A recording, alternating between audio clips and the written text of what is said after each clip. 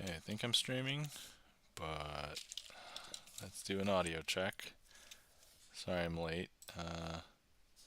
Had technical difficulties. Last time my computer froze while I was streaming. This time, and I've had this issue before, this camera didn't engage, even though it was working, it looked like. So, anyway. Alright, let's go look at me.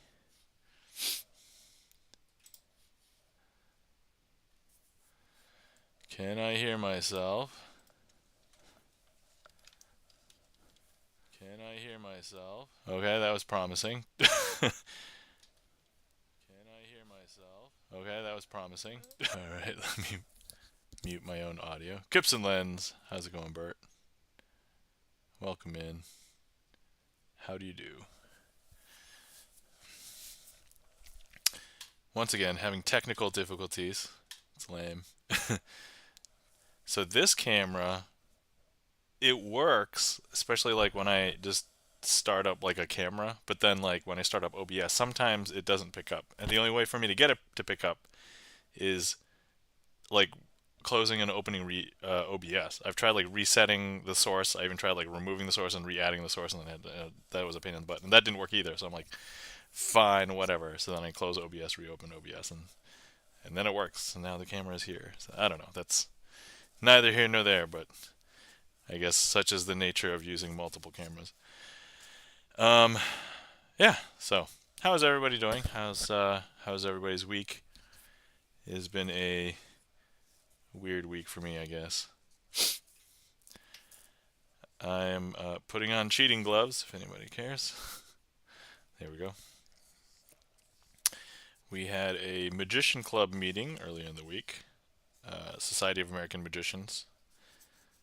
We welcomed a new member. That was fun. So yeah, I quote unquote learned a new trick. I knew it, but I finally got the materials to do it. So I'll probably do it tonight.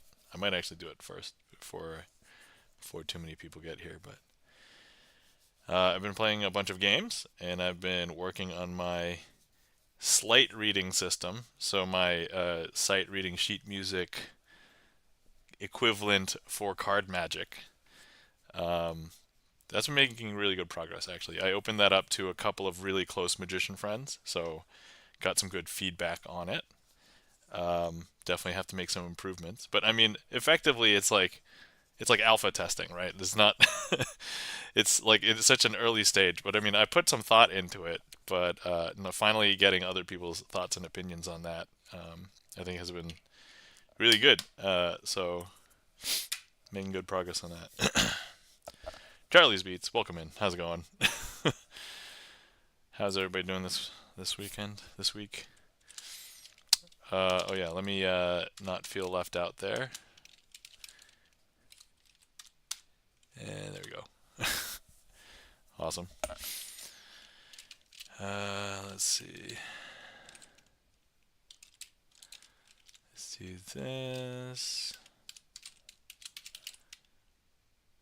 Let's do that. Let's do this.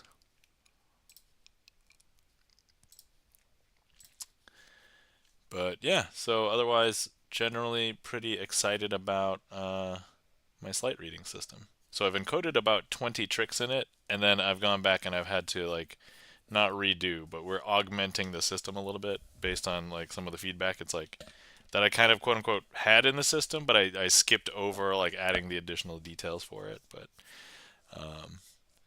yeah, I did record like a YouTube video to explain it, but it is unlisted, and I don't think I plan on releasing that to everybody under the sun. But if anybody here is vaguely interested, I can send the explanation. It will expose a trick if you end up watching the demo, but I mean, those of you who have seen the trick before probably know there's some shenanigans happening. So, all right. Hey, E-Room. Thanks for the bang. How's it going, E-Room? Welcome in. Let's see here. So anyway, sorry I'm late, but technical difficulties, so such is life. Hi, E-Room. How's it going? I guess while we're here, let's go ahead and do some shoutouts. Guys, you're not following our mod and friend Gibson Lens. Please give Gibson Lens a follow. Gibson Lens, pianist, also avid movie watcher. Maybe he wouldn't describe himself as an avid movie watcher years ago, but now I would say avid movie watcher. But exciting news, Gibson Lens is about to release his first album, and that's coming up. I believe the expected release date is going to be March 1st, so give Gibson Lens a follow. I believe there's going to be a listening party this Friday, so I believe that's the plan. Guys, we're not following our friend Charlie's Beats. Charlie's Beats, music Twitch famous chatter, as I call him. I mean, maybe he'll one day stream again, but for now, famous chatter in music Twitch streams. But also the signer of the Ace of Spades. Guys, we're not following our friend E-Room. E-Room, known as the Pope of Indiana, does a variety of different things in real live streams, community gaming streams, streams where he will open things like a Kinder Egg. I guess happens every stream, at the end of every stream now. Hopefully you find new and different collectibles and you're not getting too many duplicates. So,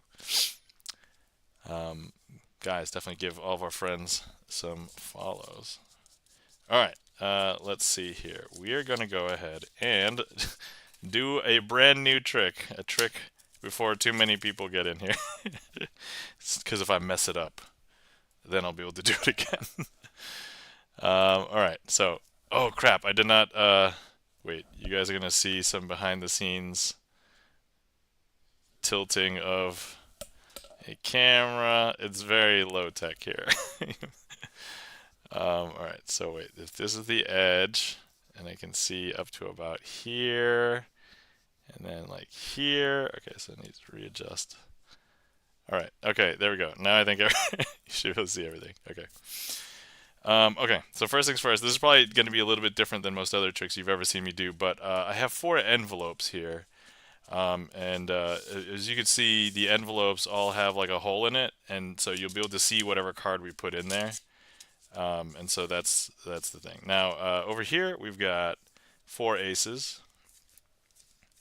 And so at this point, if anybody wants to select the suit of any ace, that's going to be our selected suit. So feel free to go ahead and type in chat or click on the heat map if you want. Which suit do you want to be the one that we select?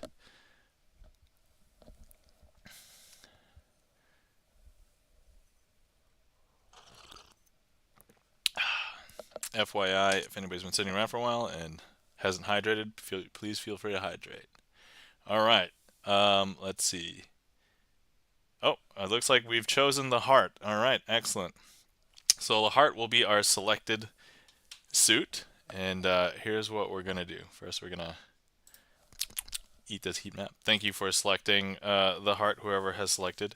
Now I'm gonna turn all of the aces face down, and here's what we're gonna do. I'm gonna go ahead and we're going to place each card into an envelope. And so, full disclosure, no matter how difficult all the magic is to this, the most difficult part of this trick is actually getting all of the cards into the envelopes. Because I cheaped out on the envelopes. I did not get good envelopes. Long story short, these envelopes don't even fit regular poker cards because I'm actually using a slightly smaller deck that fits. But anyway, so, alright, we're going to go ahead and put them all in there. And you'll be able to see each of the cards in here. So there's 1, 2, 3, 4 aces.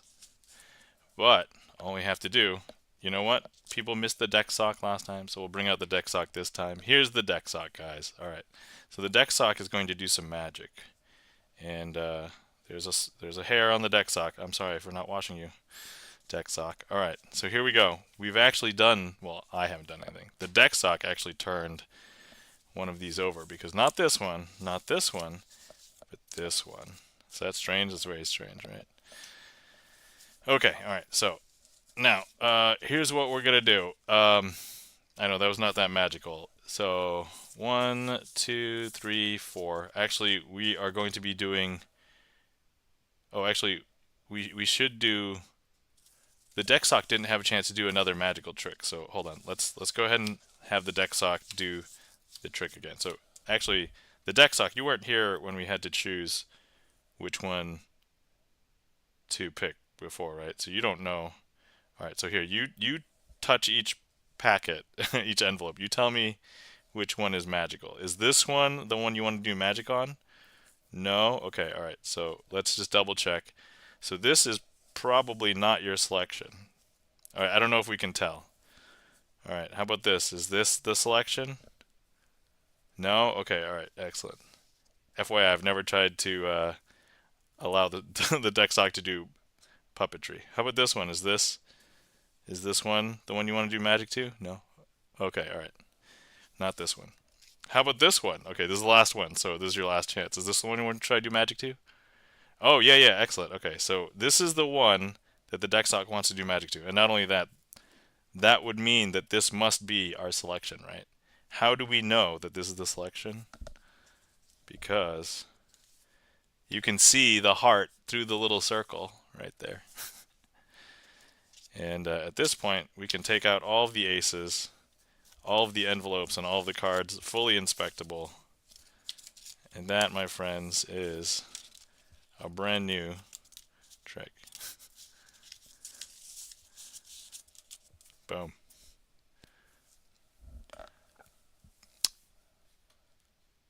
I technically learned it like a while ago, except that I wasn't able to do it because I didn't have the envelopes. And then I finally got the envelopes, and they're not the right size. So, full disclosure, regular poker playing cards are 2.5 inches wide. And I got the envelopes, and I was like, oh, maybe it'll be snug, but it'll be fine. Exactly 2.5 inches wide, not wide enough. So you just need it to be slightly wider, because otherwise it is basically exactly wide and it's super tight and you can't get the regular poker size in. So the cards that I were using were bridged size, and so they're just a tad slightly thinner. So they'll get in the envelope. So you live and you learn, but for anybody who wants to do that trick, heed my envelope with warning. Anyway, thank you kindly for the claps, E-Room. All right.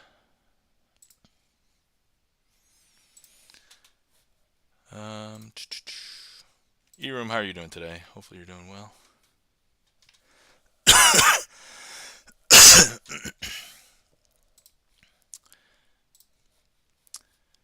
All right. Okay.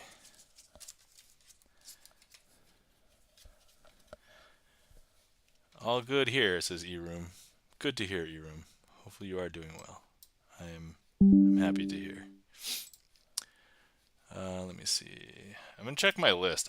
What tricks have I not done in a very long time? Okay, all right. Well, we're just going to be... You know what? Let's do a bunch of these. Can I request? Okay, good. All right, here we go.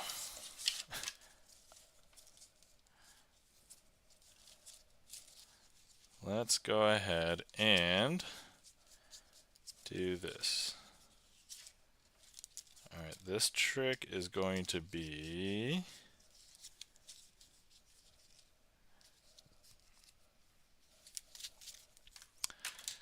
All right, you can't choose the Jack of Clubs. That's going to be the name of this trick. So, here we've got some cards. We've got 1, 2, 3, 4. And I just want you to follow the Jack of Clubs. So here's the Jack of Clubs. I'm going to go ahead and show you the next card. This next card is also a Jack of Clubs. And then this card right here, also a Jack of Clubs.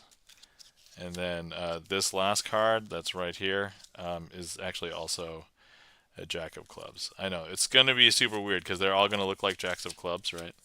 Is that weird? That's super weird, right? But anyway, so here's what we're going to do. We're going to need you to figure out and follow where the Jack of Clubs is. I'm going to go ahead and just lay these out like this. And then if anybody wants to play along, feel free to guess where the Jack of Clubs is. And we will play along. I know there's not that many people here, so that's okay. If we don't get anybody, we will go ahead and have, I have a dice somewhere, I think. Oh, wait, I built one, oh man, okay, this is what we're gonna, okay, 1, 2, 3, 4. I think if I do D4, okay, so Twitch chat, the actual chat, is going to guess 2. Alright, so this is what Twitch chat is going to guess. Alright, so we're trying to find the Jack of Clubs, and so if you had guessed that the Jack of Clubs was over here at number 4, you would be incorrect. That's actually the 5 of Clubs.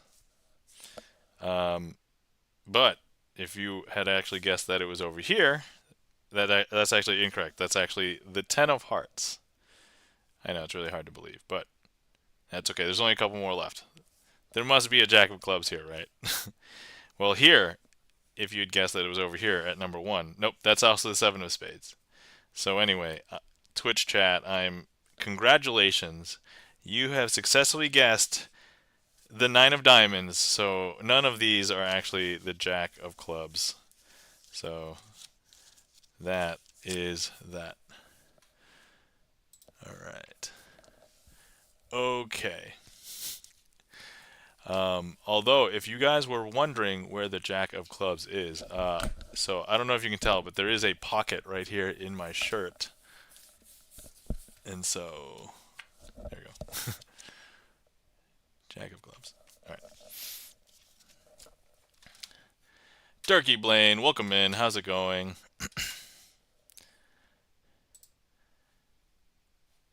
Hopefully you're doing well tonight, Turkey Blaine. Actually, what I've just started doing is I'm just going to go through my trick list. I'm going to do a bunch of tricks that I haven't done in a while. And we just go from there. E-Room, thank you kindly for the claps. Guys, you're not following our friend Turkey Blaine. Please give Turkey Blaine a follow. Turkey Blaine is a variety streamer, plays a bunch of different games, but is also a magician. And so, actually, Turkey Blaine sent me a YouTube video link of him performing. So there's this realm of magic that is like the freak show version, or like kind of disgusting version of magic. And so there's this trick called blockhead.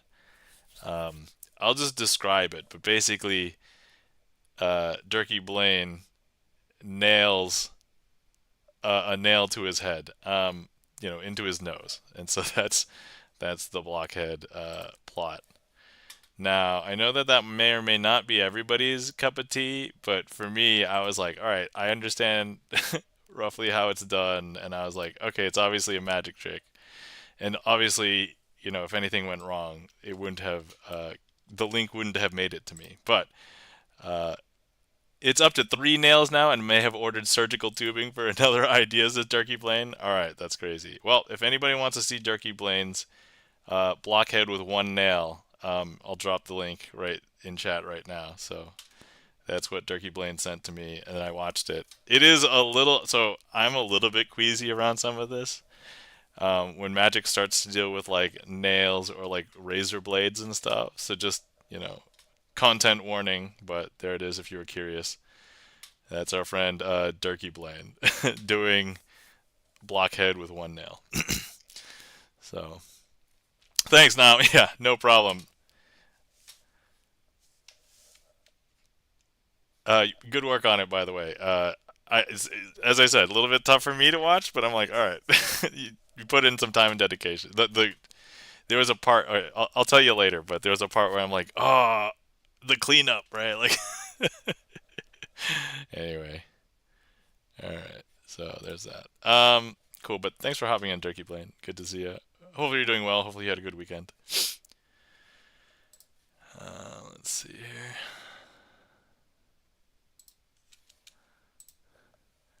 Yeah, send you the 3-nail photo later. All right, sounds good. Okay. Yeah, I have a lot of tricks in the trick list that are like 3-monthers. So let me. I'm just gonna truck through them mostly so I can get keep them up to date. I did make a little bit more of a mess here because I was trying to find my short cards for the one I just showed you. Well, oh, actually not this one, but the one before that. But the first one, the one with the envelopes, that one's called Impact by Roy Walton. If anybody is curious. So.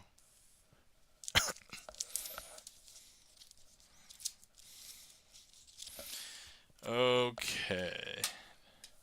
Next one. This one is called Center of Attention.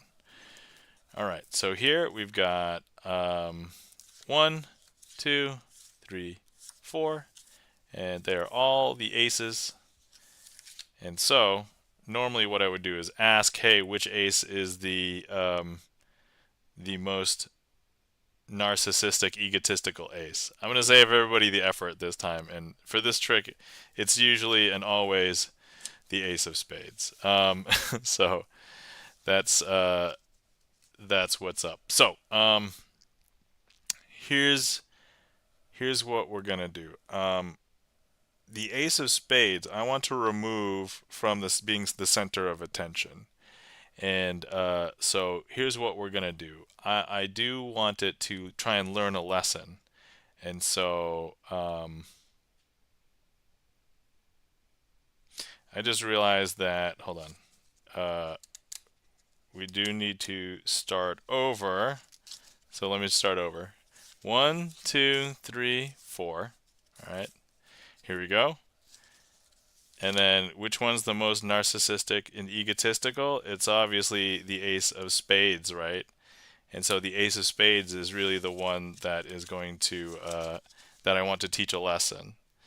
And so here's what we'll do. Let's go ahead and I'm going to go ahead and just take out the ace of spades for a second. And I want to put the ace of spades back into the middle of the packet so we know that it is face down. But look, all I have to do is, actually I just realized that I need to put it face down right in the packet there. If I snap, that's actually going to make the ace of spades turn face up. I know that's super weird, right? That's but look, I'm going to go ahead and place this into the packet here, and now the ace of spades still wants to be the center of attention, and so it's going to turn itself face up right there. I know that's super weird.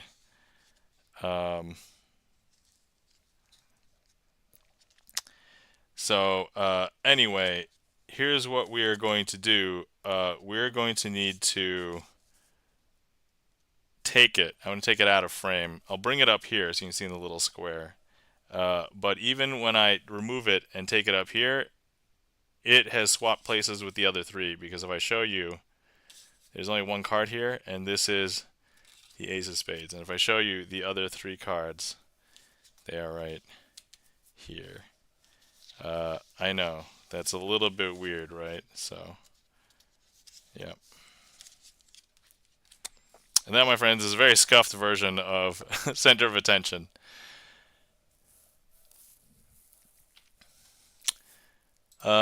T-Cards, welcome in, T-Cards. How's it going? Do you own Distilled by Ryan Plunkett? I do have that book, T-Cards, and welcome in.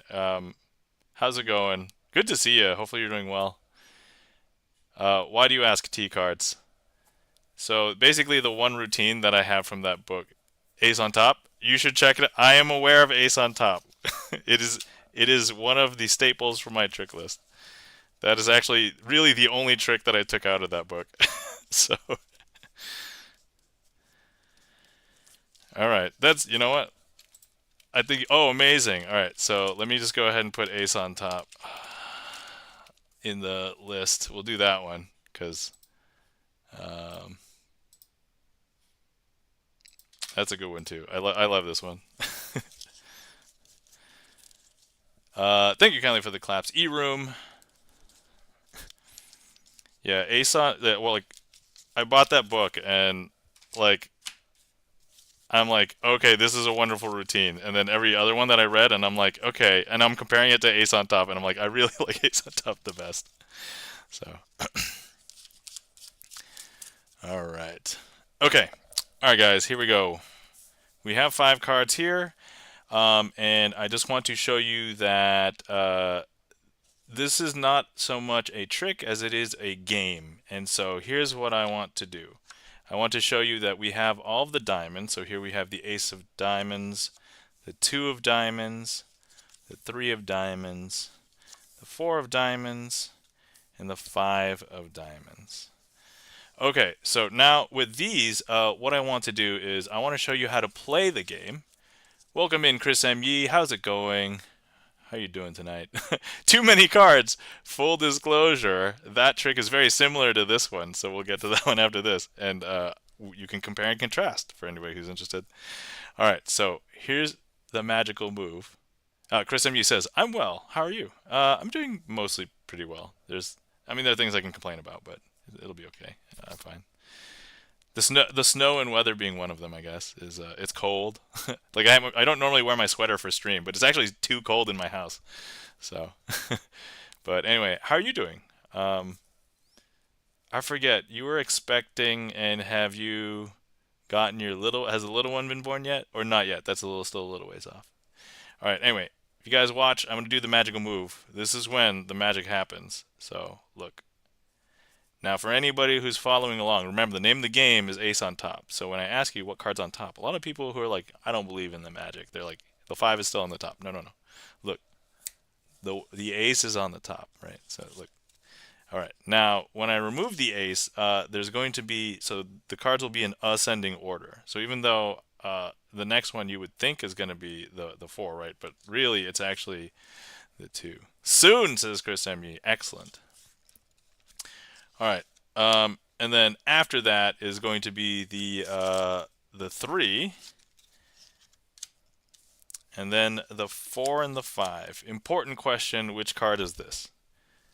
I think some people might be like, "Oh, 5." Some people who trust me slightly less might be, "No, no, it's a 4." And then other people who are paying attention, they might say, "It's the 1, the ace." And I'm like, would this card not be on top now? E-Room says ace. All right, E-Room. Here you go. Let me show you that this card is the ace, followed by the 2, and then the 3, and then the 4, and then the 5. I know, super weird. Important question. What card is this? Full disclosure, I didn't do any magic between here and there. If you were paying attention, this is literally the ace. Okay, so now here's what we're going to do. I'm going to go ahead and put this into the middle of the deck. Okay, so here we go. It's not on the top here. It's not on the bottom there. But look, if I go ahead and just push it in. However, if I snap, that'll make the ace hop back up to the top. I know, super weird. Now, I'm going to go ahead and grab the ace. I'm going to put it in the middle where it shouldn't go, right? So it's going to go here, right there. All right, so it's going to go right into the middle, right there. But if I snap, that'll make it hop back up to the top. I know, super weird. But look, if I go ahead and I remove the ace, now I don't have any duplicates, and you know that this is signed, so there's no way. But all right, so what follows the ace? If you're following along, it's the 2, right? So now I'm going to take the 2 and put it furthest away from where it's supposed to be, here on the bottom, right? So the 2 is now furthest away from where it's supposed to be.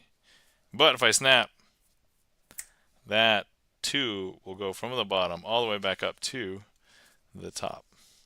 I know, is that weird? That's super weird, right? That should not happen. Okay, now, would you believe that I can perform this trick with the cards face up, right? So, here, let me just level with you. So, let's say the cards are like this, right? So if I was to do this trick face up, what's going to happen is the 3 has to go into the middle. The ace has to hop all the way up to the top. The 5's got to jump all the way down to the bottom. 4's got to take over 1, and 2's got to go all the way up here, right? But I'm just going to let you know that the packet knows how to self-correct, okay? And so here's what we're going to do. All I have to do is find the ace and put it on the top. So here's the ace. I'm going to put it on the top. But with all that jumbling, here's what's going to happen. Well, we know that the ace is on the top because you can see it. But what follows the ace? And if it was still jumbled, you might see a bunch of other numbers. But actually, here, underneath the ace is the 2. And what follows the 2? The 3. And what follows the 3? The 4. And what follows the 4? The 5. And that, my friends, is ace on top. Thanks for coming in, Travis, and hopefully you're doing well. Oh, sorry, T-cards. Oh, thanks for giving Chris M. Yee a shout out, guys. Guys, you're not following our friend Chris M. Yee. Please give Chris M. Yee a follow. Chris M. Yee, variety gamer, also known for the Clip M. Yee show, where he highlights the best clips across the Twitchiverse, and also has a YouTube channel called Everyday Magic, but it's about the magic of Disney. I forget, Disneyland, Disney World. I actually forget which location. It's Disney World, right? The one that's in California. I don't.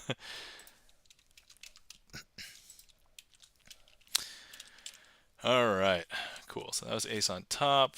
Let's see here. Oh yeah, and Chris M. Yee. Let's shout out Chris M. Yee here. And then also, it's Disneyland. Oh, okay. Disneyland in California. Disney World in Florida. Okay. Got it. Thanks. I'm like, I kind of know Disney. So I've been to Disney like once, 1.5 times, let's say. Never really got a chance to spend as much time as I would like to have there. And so, let's see here. And then actually, T-cards, are you streaming much anymore? Or, well, here, we'll give you a shout out anyway. So guys, T-cards is another magician. And T-cards has used to stream on Twitch where he would try and get on other people's streams to perform magic for that to them. So just chilling. All right, cool. But actually, when I was looking for magicians on Twitch, T-cards is one of the very first people I found, and I was like, oh, it's another person doing magic on Twitch. So that's cool. And then I found Infozar, and then I ended up doing all my own magic stuff, and then sorry I don't keep in touch as much T-cards. I'm like in T-cards is like Discord, but honestly I'm in a lot of people's Discords, and I really only check like 3 of them. So sorry, no offense to everybody else. I'm in my own, and then like a couple of the ones that I mod for. It's probably the most, and then that's it. And I'm like, okay. Occasionally when I hang out on other people's streams, I'm like, all right, oh, I clipped something. I'm going to go put it in theirs. But like, I don't really check up. There's just too many Discords. I've tried not to do as much social media either. And I'm like, ah. So I'm really like this close to like shutting down or like disabling my my Twitter, well, formerly known as Twitter X account, I guess. Because, I don't know, I just feel like it's too much. And also, okay, all right, I don't normally talk about political stuff, and I would not like to be A, divisive, or B, like, charging. Like, I want this to be, like, a calm place that people can come and hang out. But I just have to say that, and this came up in a personal conversation with a friend of mine, where we will occasionally talk about politics, but, like, if I used to have this, like, okay perception of Elon Musk, right? And then, between everything that has happened between him and Trump, and then his hail, his Nazi hail. I was just like, oh my god, not a fan anymore. So anyway, and maybe the first time he could have like passed it off. He did it a second time. He did. He. Charlie's Beats. Thank you so much for the resub for 24 months. Oh my god. Charlie's Beats. That's 2 years. Thank you so much for all the support. Man, greatly appreciate it. Thank you so much. Guys, Charlie's Beats is the signer of the Ace of Spades in the current Twitch deck. Right here. Charlie's Beats. There we go. So, Thank you so much. But anyway, so yeah, that's kind of like, all right, I will stop talking about stuff now. uh anyway. I usually say plausible deniability too, and I'm like, there's no, you can't the second time. You cannot plausibly deny the second time. All right, I need to swig some tea. Okay. All right. Breathe. Breathe in, breathe out. Breathe in, breathe out. Okay. So, all right, too many cards. All right, guys. So here it's very similar, and actually, so here we've got the ace, the 2, the 3, the 4, and the 5 of diamonds, because we're just going to use them from the previous trick. And this is where this is going to look very similar. So here's what I'm going to do. I'm going to go ahead and grab the ace, and this is now a different trick. This is too many cards. I'm going to go ahead and put this into the middle of the deck. It's not on the top, it's not on the bottom, but look, we're just going to go ahead and just slide it in there, but we're going to snap to bring that up to the top, because between the last trick and this trick, that's how it works. Once again, I'm going to go ahead and grab it and put it into the middle of the deck, like so, and then if I snap, that'll bring the ace of diamonds back up to the top. And I know you're thinking, you're probably thinking, oh, well, Nam, that's not fair. You've got 5 cards, and I only have 2 eyes. And so I'm like, all right, let me remove the ace. All right, we'll do that again. Okay, so now we have the 2. So once again, I'm going to put the 2 into the middle of the packet like this. It's not on the top, it's not on the bottom. If I push it in and I snap, that will bring it up to the top like this. I know, this is super weird. Once again, I'll go ahead and put it back into the middle, and we'll snap, and that'll bring it back up to the top. I know, you're probably thinking, but Nam, that's still not fair. You have 4 cards, and I only have 2 eyes. And to that I would say, you're right. Here, let me go ahead and take another card out. Okay, let me do something a little bit different for this next one. And so let me flip the packet over, and let me show you that we've got the 3, 4, and the 5. But now if I grab the 3 and I put it in between the 4 and the 5, and I close it up and I shake it, I don't know why I had to make the sound effect, but let's pretend if I didn't make the sound effect, the magical thing wouldn't happen. It actually turns it face down. So, but now look, if I turn the 4 and the 5 face down, and I put the 3 into between them, and now I do the shaking again. I just realized if I'm not very careful with this hand gesture, it could be misconstrued as some things. But anyway, but look, that actually turned the 3 of diamonds face up. I know, is that weird? That's super weird, right? And know what you're thinking. Nam, that's not fair, because look, you've got 3 cards and I only have 2 eyes. And to that I would say, you're right, there's too many cards. Let me go ahead and remove one. Okay, so here's what we are going to do. And I just forgot how to do this part of the trick. So here we have the 4 and the 5, okay? So now look, I'm going to go ahead and take the 4, and I'm going to put it underneath the 5. All right? But look, if I was to snap, that will bring the 4 back up to the top. I know, is that weird? And the 5 is still on the bottom. I know, that's funky, right? But anyway, so actually, here's what we're going to do. If I go ahead, you know what? Actually, yeah. Here's what we're going to do. Let me go ahead, and I'm going to go ahead and remove the 4, because, you know, there's no excuse now, because there's 2 cards. There's actually 2 cards, and you have 2 eyes, so there's no reason why you can't follow just the 5. But look, if I just go ahead and just wave my hand magically over, this is, you know, if you guess this is 5, you're right. You win. You win the game. Although it might not be the 5 that you're thinking of, because it's actually not the 5 of diamonds, it's the 5 of spades. And that, my friends, is too many cards. And I just realized that I did kind of make a mistake. The mistake is that I was supposed to use Chris M.Yee's card, because Chris M.Yee requested, and Chris M.Yee has signed the 2 of spades. And so let me just try and correct that right there. Shh, shh.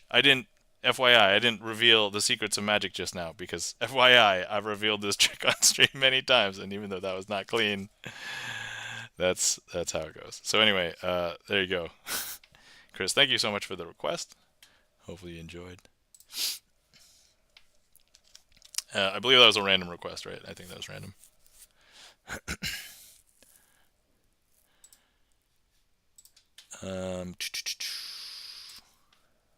All right, we're going to go ahead and try and do that again.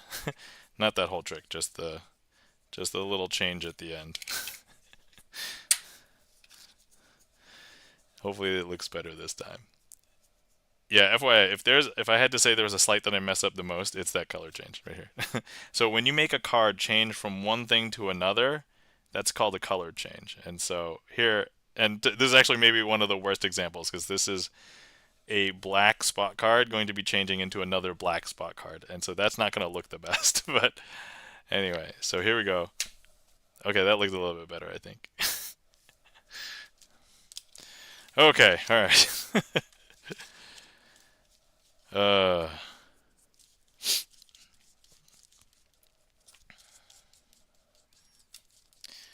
Okay, all right. Next up is a request from Charlie's Beats. Thanks for the request, Charlie. And it is a request for a trick called Aria. So when I learned the trick, I had no idea what aria meant, and then later I learned that it was a musical musical word. I still don't really know exactly what an aria is, but is it like symphony, but not a symphony, but it's like another word that describes a musical construct? Is that what that is? Is there enough musicians in chat? Can somebody tell me what an aria is? I guess we can look it up. Hold on, let me just define aria. Aria, a solo vocal piece with instrumental accompaniment, as in an opera. It's a song in an opera. Oh, okay. An air, a melody. An air or song melody or a tune. Okay. E-Room's got it. Yeah. Solo at an opera house. It's a song in an opera. Yes. So long as solo. Yeah. There we go. Cool. Guys, we learned something new today. I didn't know what an aria was today. So, there we go. All right. Okay, so first things first, we've got to find all of the aces. So let's go ahead and find all of the aces. Let's go ahead and just cut to one right here. I think this is one. There we go. Okay, now let's go ahead and cut to, let's see, is that one? No, that's not one, but it can become one. This. There we go. Okay, let's go ahead and find another one. I think, is that one? No, that's not one. Okay, all right, here we go. Let's cut to a different spot right there. Okay. Okay, and then we've got to find one more, but actually, wait, so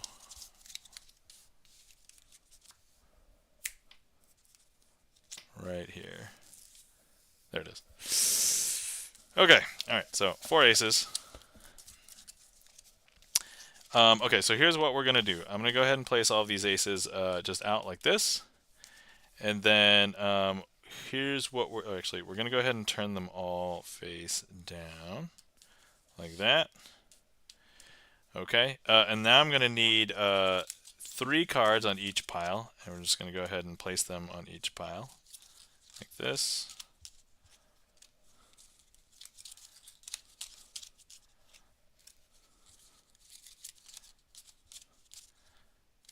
Okay, so all right, so first things first, here's what we're going to do. We're just going to go ahead and place that ace into this packet, and we're going to take this whole packet and place it kind of like towards the bottom. So we'll lose the ace in there. Next one, the ace of clubs. Let's go ahead and place the ace of clubs here into this packet, and then we're going to lose this whole packet into the middle of the deck, like right there. And then let's go ahead and grab the ace of hearts. Let's put that amongst these, and we're just going to go ahead and place that kind of near the top, but not too close to the top, like this. Okay, and then finally what we've got here is the ace of spades, and ace of spades signed by Charlie's Beats. Now here's what we're going to do. We're going to go ahead and 1, 2, and 3, and we're just going to cut the deck. I don't know if you guys know, but something strange has happened. All of the cards are hiding 4 secrets amongst them. They're not at 4 disparate parts of the deck, but they're all together, and believe it or not, these are all 4 aces all together. And full disclosure, guys, I was just kind of winging this performance of Arya a little bit, and I basically changed up the beginning, and then I changed up the end, and it felt good. So I think that worked out well. So Charlie's Beats, thank you so much for that request. Yeah, I was just... So there's this thing where I've heard about people, and it's the same in music too. Like when you're so familiar with like an instrument and like so much music theory that you can jazz with it, and I'm like, that felt like jazzing to me in for card magic. And we even use the word jazzing when we're in the zone and we're out with people and we're doing tricks, but like not exactly rote. We're just like going with the flow. That felt good. So thank you. Jazz. Yeah, that's right. So thank you for that request, Charlie's Beats. There are some nights where when I'm like performing tricks on stream and I'm thinking, oh man, I felt like it went, that I did more tricks faster or I did tricks slower, and I'm like, I don't know how long they take, and it's not like I'm trying to rush to get through tricks or anything, but like I'm surprised at how consistent the number of tricks we get in. And it's not, I don't feel like I dilly dally for like, an hour here, an hour there, and just do one trick. But I'm surprised at how consistent the number of tricks I get in about 2 to 2.5 hours. And it's like the variance is like within 2 or 3 tricks, and I'm like, that's kind of nuts. I suppose it's a little because I don't count like hype trains, I guess, so it could be a little bit exaggerated if there's a hype train, but for the number of tricks I do in a stream, but like that means I'm getting some good practice. I feel. All right. Oh, nice. Okay. Let me put this one into the queue. All right, so the reason why I said nice was because this trick, Dr. Daly's last trick, I recently finished my sleight reading and coding into my my system for, a sheet of card magic, and I was like, oh, that's so cool. So, all right, awesome.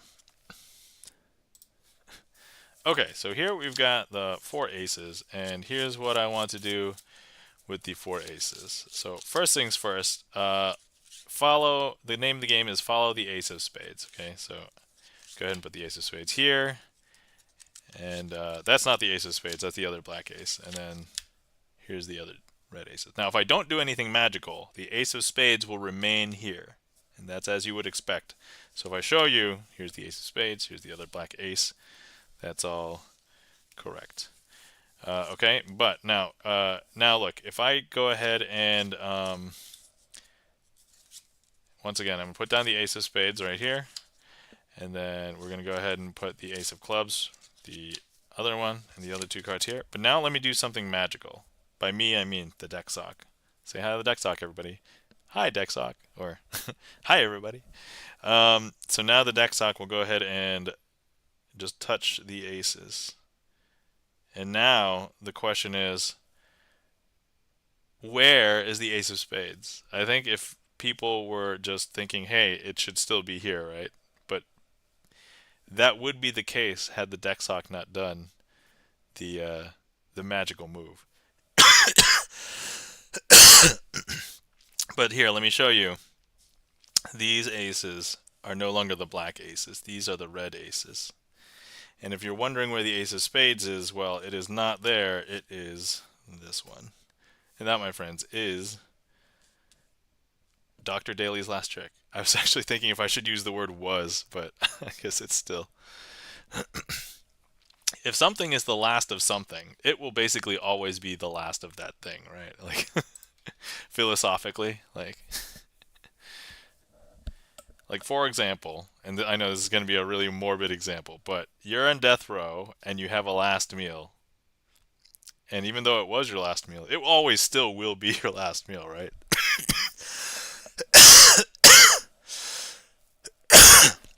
Sorry, please excuse me. I don't have any cough drops down here today, so that was my miss in my rush to start stream, even though I started late. I'm like, ah. Thank you kindly for the emotes, Charlie's Beats and E-Room. Thank you kindly for the claps, Charlie's Beats and E-Room.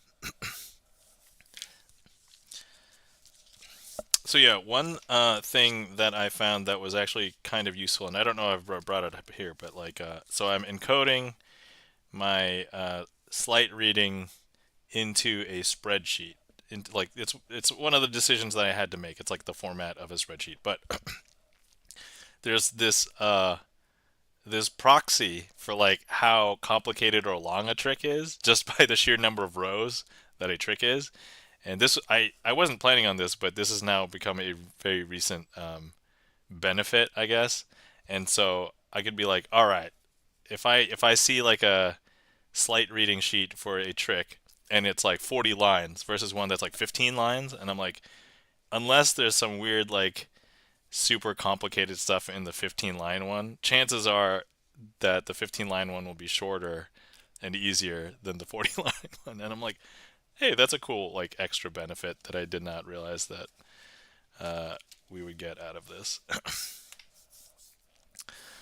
So that was nice. That was cool. Anyway, so where I was going with this is I've opened up my sleight reading sheet to just a few close Magic friends, and I did get feedback, a lot of feedback that was very useful from one particular person, and that feedback actually kickstarted me into like being like, oh, I need to work out all these kinks and start doing more with this, and I was like, okay, cool. And so it was a nice kick in the butt. Not that I wasn't gonna do it, but I had been kind of dilly dallying. So. All right. You know, let's just keep on trucking through. I haven't been on for an hour, but I'm at the point where I would have been streaming for an hour had I been on time. All right, let's go ahead and use some.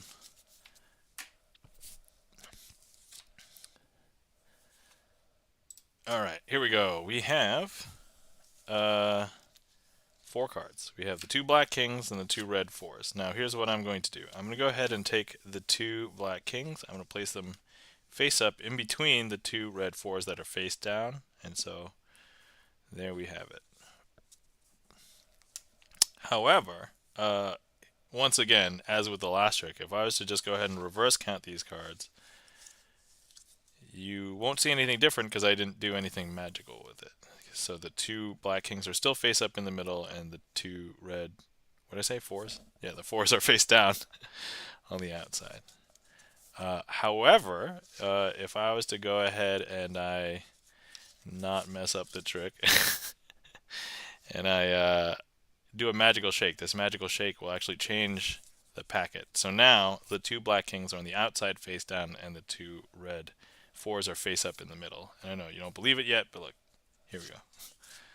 I know, is that weird? That's super weird, right? Okay, we're going to do that again.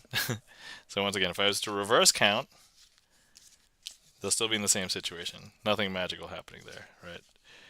But if I was to go ahead and I hold it and I do this magical shake actually changes everything. And so now the 2 black kings are back face up in the middle. There we go. And that's overture. That one is a fun one because actually one of the person who gave me feedback on the sleight reading system, she said she was able to learn this trick basically by looking at by just looking at the sheet for this system. I was like, oh my god, so encouraging, so encouraging. I mean, you're not just looking at it; you are kind of working through it. So, but oh, and I see a request for Charlie's Beats. Thanks for the request, Charlie. Let's go ahead and so I remember adding Hair Razor to the list a while ago, and I remember I think it was around the time in which I started being able to put up my hair. So my hair is actually tied up today, but it's actually behind me. So it's actually long enough that I don't have to have it poking up. Um, so that's handy. Okay, let's see here. Okay, cool. All right, so we are going to need this, this, this. We'll do this, and then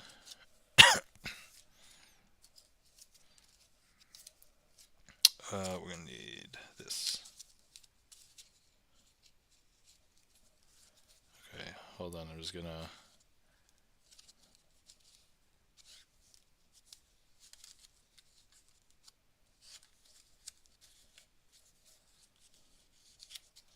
Okay. All right. I think I remember. Okay. Cool. Pillbilly, welcome in. How's it going? I need 20. 20 channel points? Oh.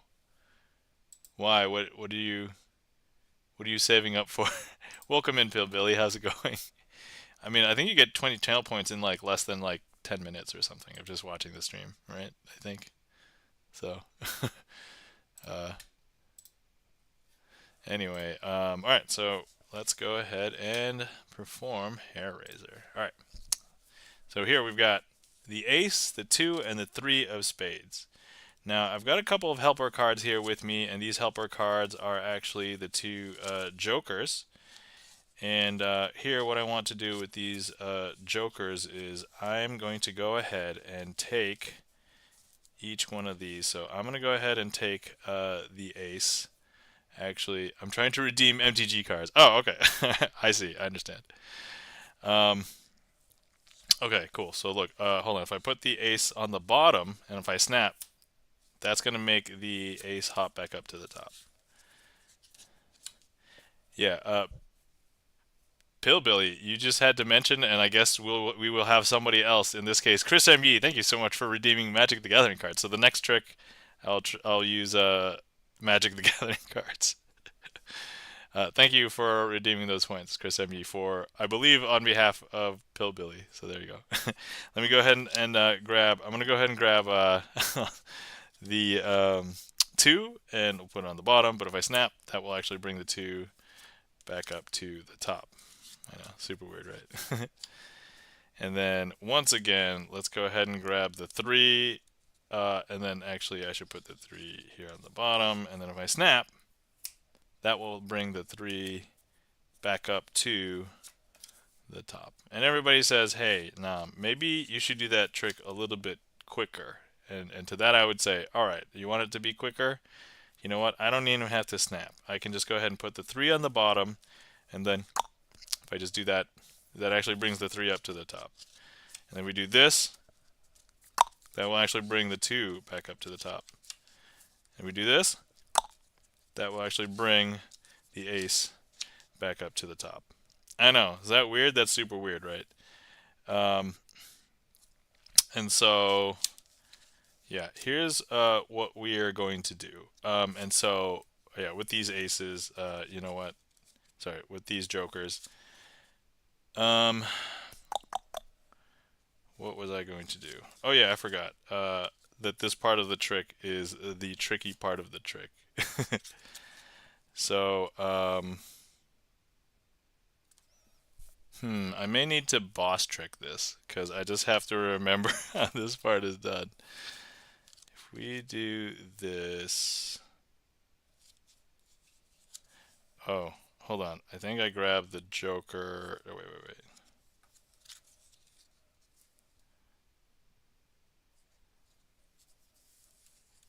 Let me see here. I think if I just go ahead and do this. oh yeah, some people believe. In my mind, I also had to remember what to say. Some people believe that the jokers are actually the thing that are magical, and but no, really, it's actually the ace, the two, and the three, right? Um, and so here's what we're going to do. I don't need the jokers anymore, but if anybody was here, they could say stop. I'll just go ahead and cut around here, and here's how we will show you that the ace, two, and the three of spades are the magical ones. And by that, I mean, I'm going to bring the deck stock back. So, also, FYI, I have to take a swig. If anybody wants to take a hydrate break, now is a good time. If you've been sitting around for a while and you haven't taken a swig, so feel free. All right, so um, the deck sock is just going to tap the deck. We're not going to have the deck sock touch those cards because we've already made the claim those cards are the magical ones, and really the deck sock shouldn't be able to mess with those, right? And so let's just see where we cut to. We cut to the Queen of Spades. Okay, that's awesome. So if we just get to this point where if we just touch the Queen of Spades, so the ace, the two, and the three of spades, the magical part is not that they shared the spade, but actually because all of these cards have now turned into the other queens. And that, my friends, is a scuffed up performance of Hair Raiser, but I don't think I messed it up per se. I just didn't feel confident in that one spot, and then I just had to remember. But otherwise, pretty good. I would say mostly pretty good. Not as polished as I'd like, but otherwise, I think it's fine. But let me add that to my. I should be able to do that part like easy, like without any hiccup, because I think it takes away a little bit, right? So I'll just add that as a boss trick to the list. All right, let's see here. Hair Raiser. And also it's a little bit long as a trick too, so Hair Raiser. There we go. Cool. But anyway, thank you for that request, Charlie's Beats. Flaming Hails, welcome in. Stopping in for a quick hello. Thank you for coming in, Flaming Hails. Hopefully you're doing well. Thank you kindly for the claps. E-Room, Charlie's Beats. Hopefully you're doing well, Flaming Hails. E-Room has E-Room has requested a Scandalous Shuffle. And then also our next trick has got to be a Magic the Gathering card trick. So, all right. So, okay. Let's see. What Scandalous Shuffling. So, shuffle together the skinny cards and the giant cards. Earn 1 bonus point for using the table to assist with the shuffling, or 3 bonus points for not using the table. Pillbilly asks, how do you remember all of the different tricks? I mean, how do you remember all of the different, insert your favorite things that you remember? For example, right? Like if you play Magic the Gathering as a card game, how do you remember all of the cards? How do you remember what they do? How do you remember how they affect the game, right? Like I don't know, just like anything else. You learn the thing, you figure out how it works, how it affects, in this case, whether it's the game for Magic the Gathering or like how it affects people. Um, you just remember it. I did learn a lot of this stuff in the past few years, and I've been pretty meticulous about keeping like good records. So like I have performances of like all the tricks that I learned on my YouTube channel.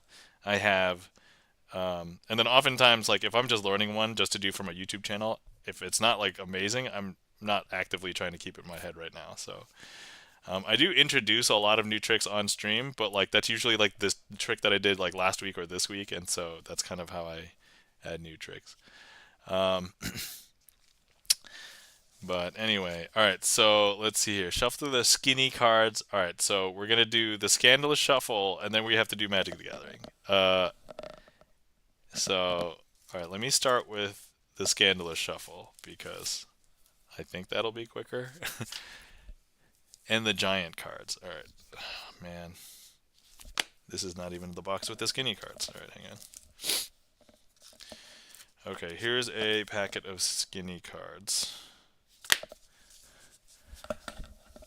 All right, for anybody who is not aware of the skinny cards, here's the skinny cards that we will be using. This is one specific brand is called the Air deck. I believe Bicycle now has a skinny deck as well. The difference between this and the Bicycle ones I know is that these are made out of plastic, and the Bicycle ones are air cushioned, like plastic coated paper, like a regular playing card would be.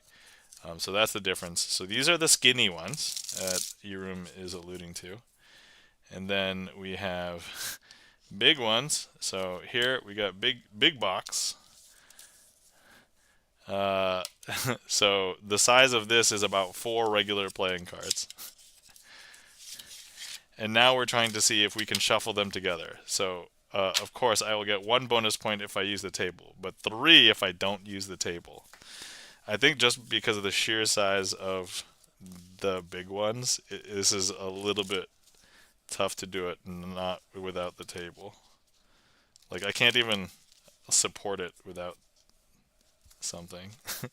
I will accept 1 bonus point, Erum. Oh god, I can't even. Actually, will it be easier if I flip my hands here? Okay, here we go. Oh, they did not interweave well there. Hold on. Come on. Oh my god.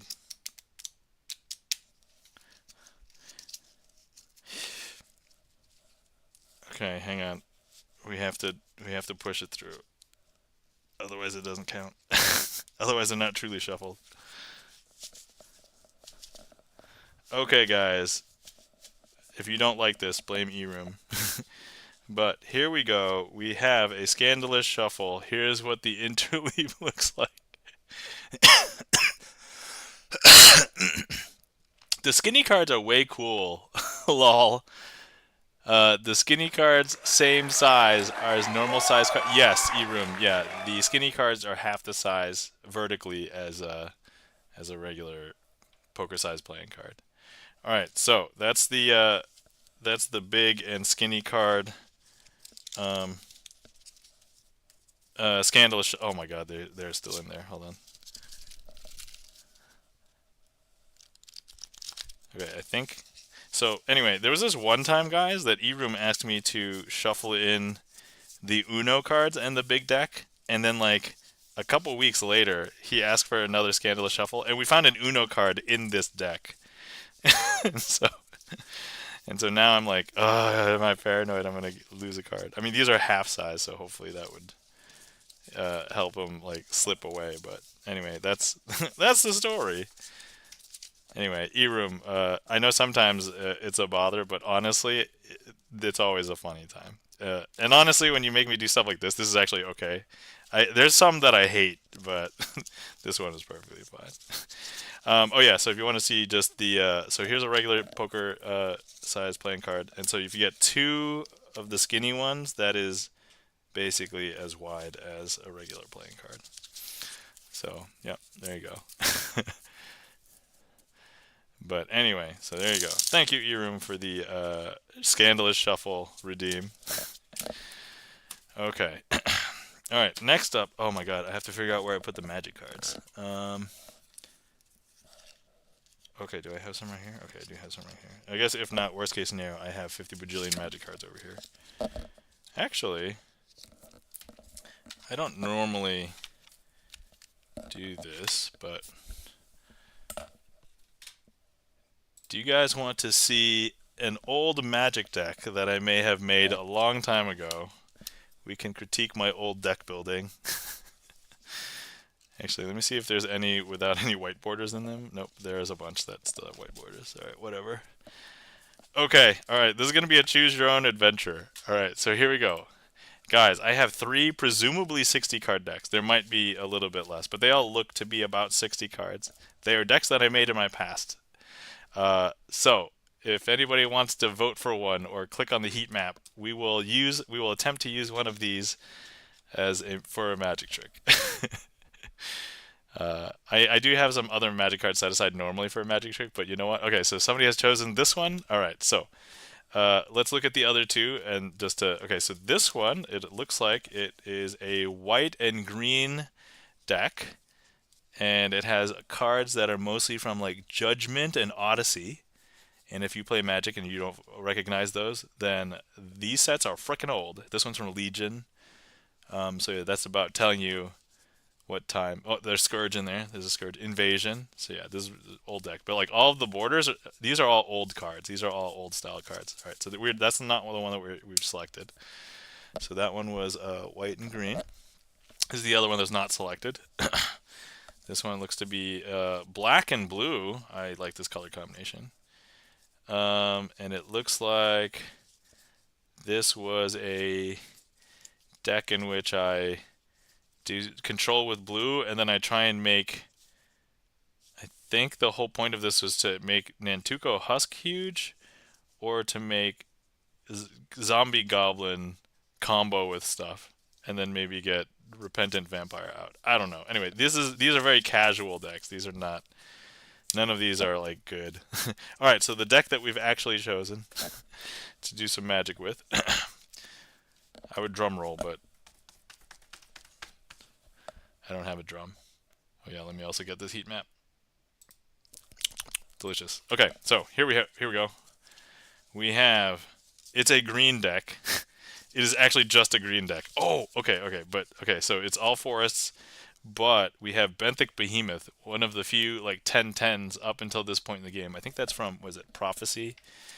And we basically have a ton of cards that deal damage directly to the player. You don't have to assign it as blocking. Oh wait, and these are all beasts. Okay, this is a beast deck. Beast tribal deck. A very casual beast tribal deck, not very good.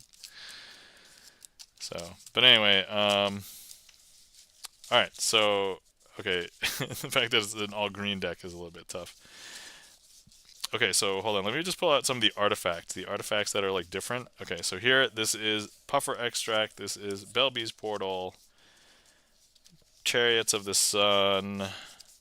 Actually, is that good enough? No, ideally, I would like one more. Oh, no, wait, 3 is perfect, okay. Okay, cool. Alright, so a lot of the deck is either going to be lands, so there are going to be these forest cards with a forest at the bottom, or they're going to be a green card, so you can see with this green. So the thing that you need to know is that these 3 are different. They all don't have any other cards that are just like plain and not a land that have something on the bottom, okay? And actually each deck usually has 4 good copies of something. Let me find 4 helper cards here. I must have 4 copies of Blastoderm.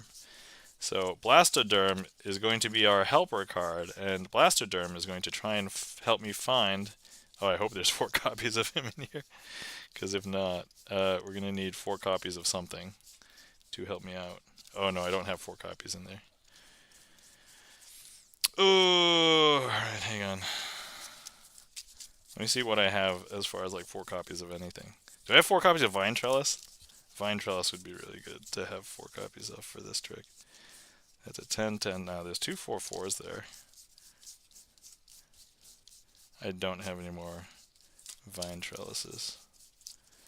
Okay, that's how bad this deck is. I don't even have like many duplicates of things. Okay, let me find, okay, can I find one more 4/4? If not, I'll settle for this 4/1. Sorry guys, doing magic with magic cards unprepared is a little bit weird. This is what I get for just pulling a deck up. Okay, so, alright.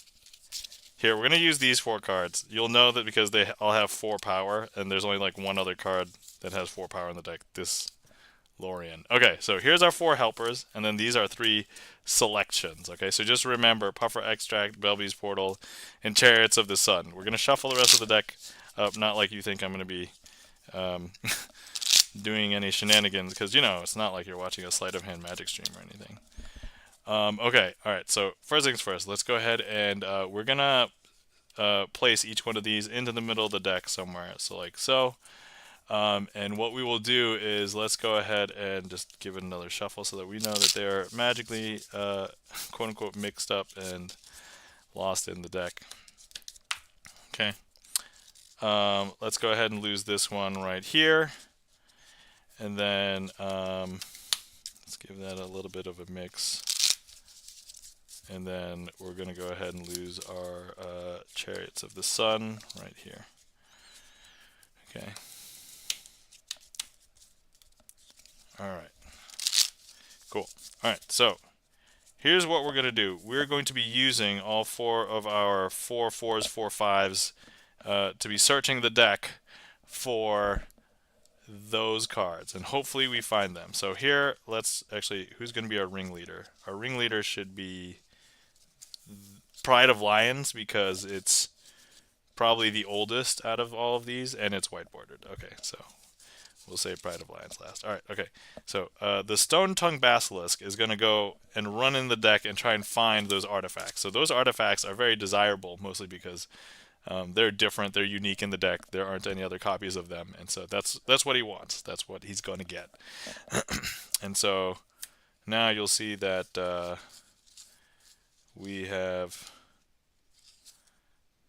you know, it's just occurred to me that I think I did something wrong here for the impressiveness of the trick.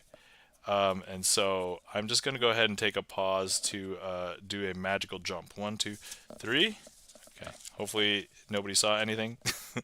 But that magical jump, these creatures need to jump, right? So you know what they say, white creatures can't jump. Luckily these are green. Ha! Okay, all right. So now the Thresher Beast is going to go ahead and jump into the middle of the deck to try and find those artifacts, right? There we go. And I don't know if you can tell, but look, it has hopped into the deck to try and find those artifacts. And now the glowing Rogon also wants to find those artifacts. And so here, and now if we take a look, it has also disappeared. And now finally the Pride of Lions, the leader, is going to go ahead and recoup all of the other creatures that are looking for these artifacts to hopefully find them. And I don't know if you can tell, but look, I've just grabbed it right here. But actually, we're going to put it back into the deck. So now they're running through the deck. They're finding all of those artifacts. And let me grab these heat maps here. Delicious. I think my aim was pretty poor with that one. But anyway, so now if we take a look, those creatures, I believe, have found everything we are looking for. Because look, if I spread through the deck, actually, all 4 of our helper creatures, in this case, the Pride of Lions, the glowering Rogon, Thresher Beast, and Stone Tongue Basilisk, each have a card in between them. And if anybody was, I mean, there are a lot of duplicates because they're all forests, but there's no duplicates of the artifact cards we were looking for, or these guys, because if I show you, here they found the Chariot of the Sun, they found Belby's Portal, they found Puffer Extract. And that, my friends, is a trick called Apex Aces, but with Magic the Gathering cards.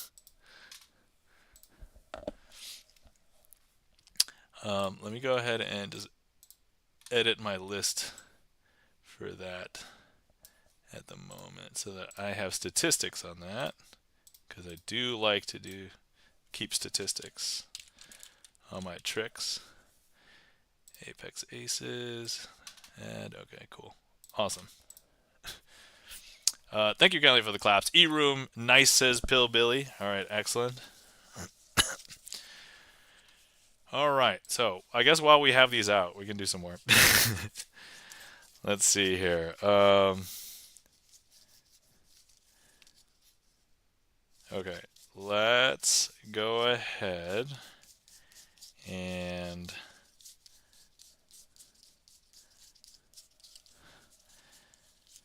all right, let's go ahead and use these.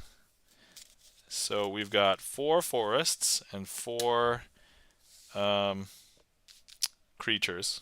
You would not mix them up because these are like, they have a green border, and then these, even though they make green mana, they look very different from these. So okay, So here's what we're going to do. I'm going to go ahead and put all 4 creatures down over here. I have all the forests over here. And what we're going to do is I'm going to go ahead and interweave the forests and the creatures. We could even say they are creatures of the forest. That was bad, I know. Alright, so forest, creature. Let's do, whoops. Let's do it again. Forest, creature. Alright, so forest, creature, forest, creature.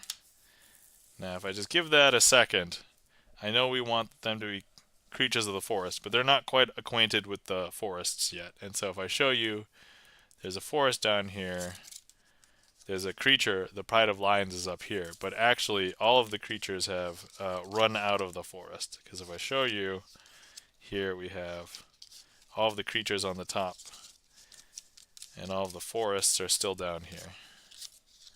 I know, super weird, right? But we really want to get the creatures of the forest in there. And so maybe we had started with a forest last time, and that's how they were able to slip out, because they were kind of like maybe at the edge of the forest. And so here's what we're going to do. Instead, maybe let's start with a creature, so it's more, it's more sticky. They're gonna stay in the forest longer, right? And so creature, forest, creature, forest, creature, forest, creature, and forest. And now they'll separate. I don't know if you can tell, but I think all of the creatures have run out of the forest again. Because if we take a look, I mean, we started with a creature, right? So that should be a creature. But maybe they ran out of the forest. And so if we take a look, here is a forest. So the bottom is a forest. The top is a creature. The bottom, forest. Top is a creature. The bottom is a forest. The top is a creature. The bottom is a forest, and the top is a creature. Is that weird? That's super weird, right? And that was Oil and Water, but with Magic the Gathering cards. I do like to do this trick with Magic the Gathering cards because I will use black and red cards, and it's basically I don't have to change any of the pattern, which is like the story I tell, because I could still say black and red, but this time it's all green. So, yeah, so that was Oil and Water with Magic the Gathering cards. Oh, whoops, I just added... Oh, yeah, I added that because I don't need to mark it. All right, there we go. Thank you kindly for the forest emotes, E-Room. And then, let me see here. What else can we do? I want to do...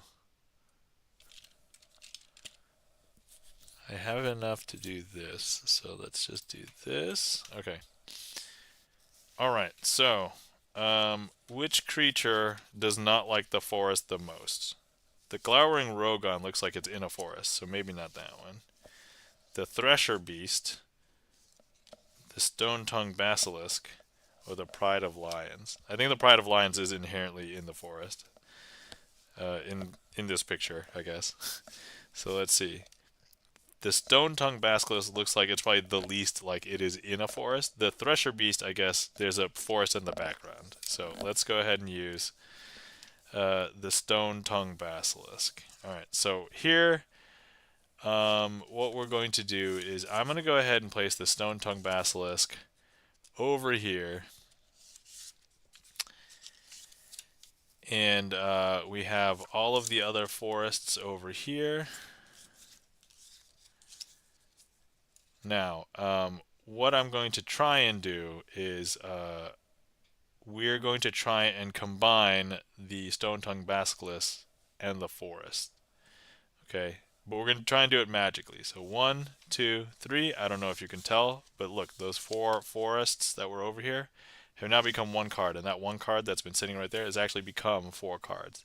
So I think we failed because if we look at the 4 cards over here, these 4 are all forests, and the card that's all by itself over here is the Stone Tongue Basilisk.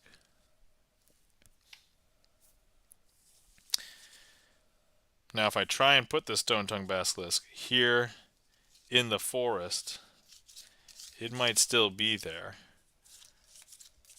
But if I just go ahead and I just try and look for the Stone Tongue Basilisk in the forest, you might notice that there's actually only 4 cards in here now. And actually, they are all forests. We cannot find the Stone Tongue Basilisk anywhere. So it has run away. It has escaped. Alright, and that, my friends, is a bunch of tricks with Magic the Gathering cards. Actually, with a very old bad deck of mine. And yeah, you can tell how old it is. I mean, this deck is probably...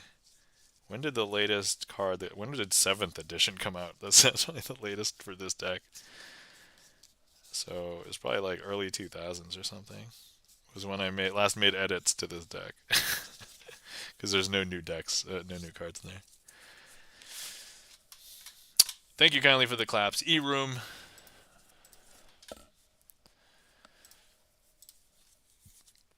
Alright, cool. And thank you so much for that, Redeem, for the Magic cards. Chris M. Yee and Pill Billy for the desire to want Magic the Gathering cards.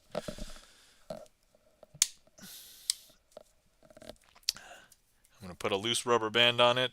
So, FYI, for anybody who likes to store Magic cards, but very cheaply, I have a ton of boxes, but back when boxes were too expensive for a college student or a high school student at the time, I would just use these rubber bands. But like anybody else, a lot of people would use the rubber bands, and they wanted to keep them tight around, so they would wrap it around twice, and that's how you would keep them together. But for long-term storage for cards, if you have a rubber band that's tightly around a certain part, and sometimes the deck will move, it will wear away exactly where you have the rubber band on the corners and the edges. And at the time I was like, oh, I do like to have my cards nice. Not like I don't think these were worth anything, but some of them could have become valuable over time. So what I started doing was using the rubber bands just to kind of keep hold of them around, and so they're just very loose around the deck like this. And they basically don't wear away. Conceivably they could, but I don't really put them in a box or a situation where they'll jostle around with this. And so this is usually good enough. But yeah.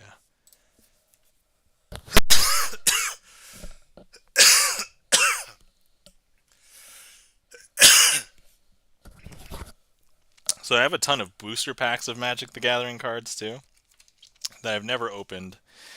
I don't know when I'll open, but I've thought about how fun it would be to be like, I'm going to open a deck, I'm going to open a pack on stream and do Magic with it. Like, I think that'd be really fun. Hold on, let me see if I have any immediately available for opening. I have an entire bookcase right here, so let me see, hang on. What is in here? Nope, these are not card packs to open.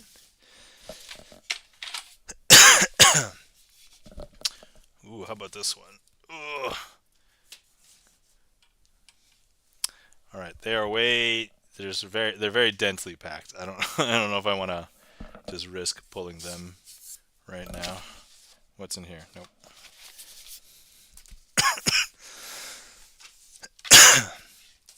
Sorry, my coughing is harsh. What year are the unopened packs? They may be valuable. Oh, I know I have some valuable stuff. Actually, here, let me... And this might show you... So I did stop buying Magic cards a while ago. But actually, let me take a quick picture of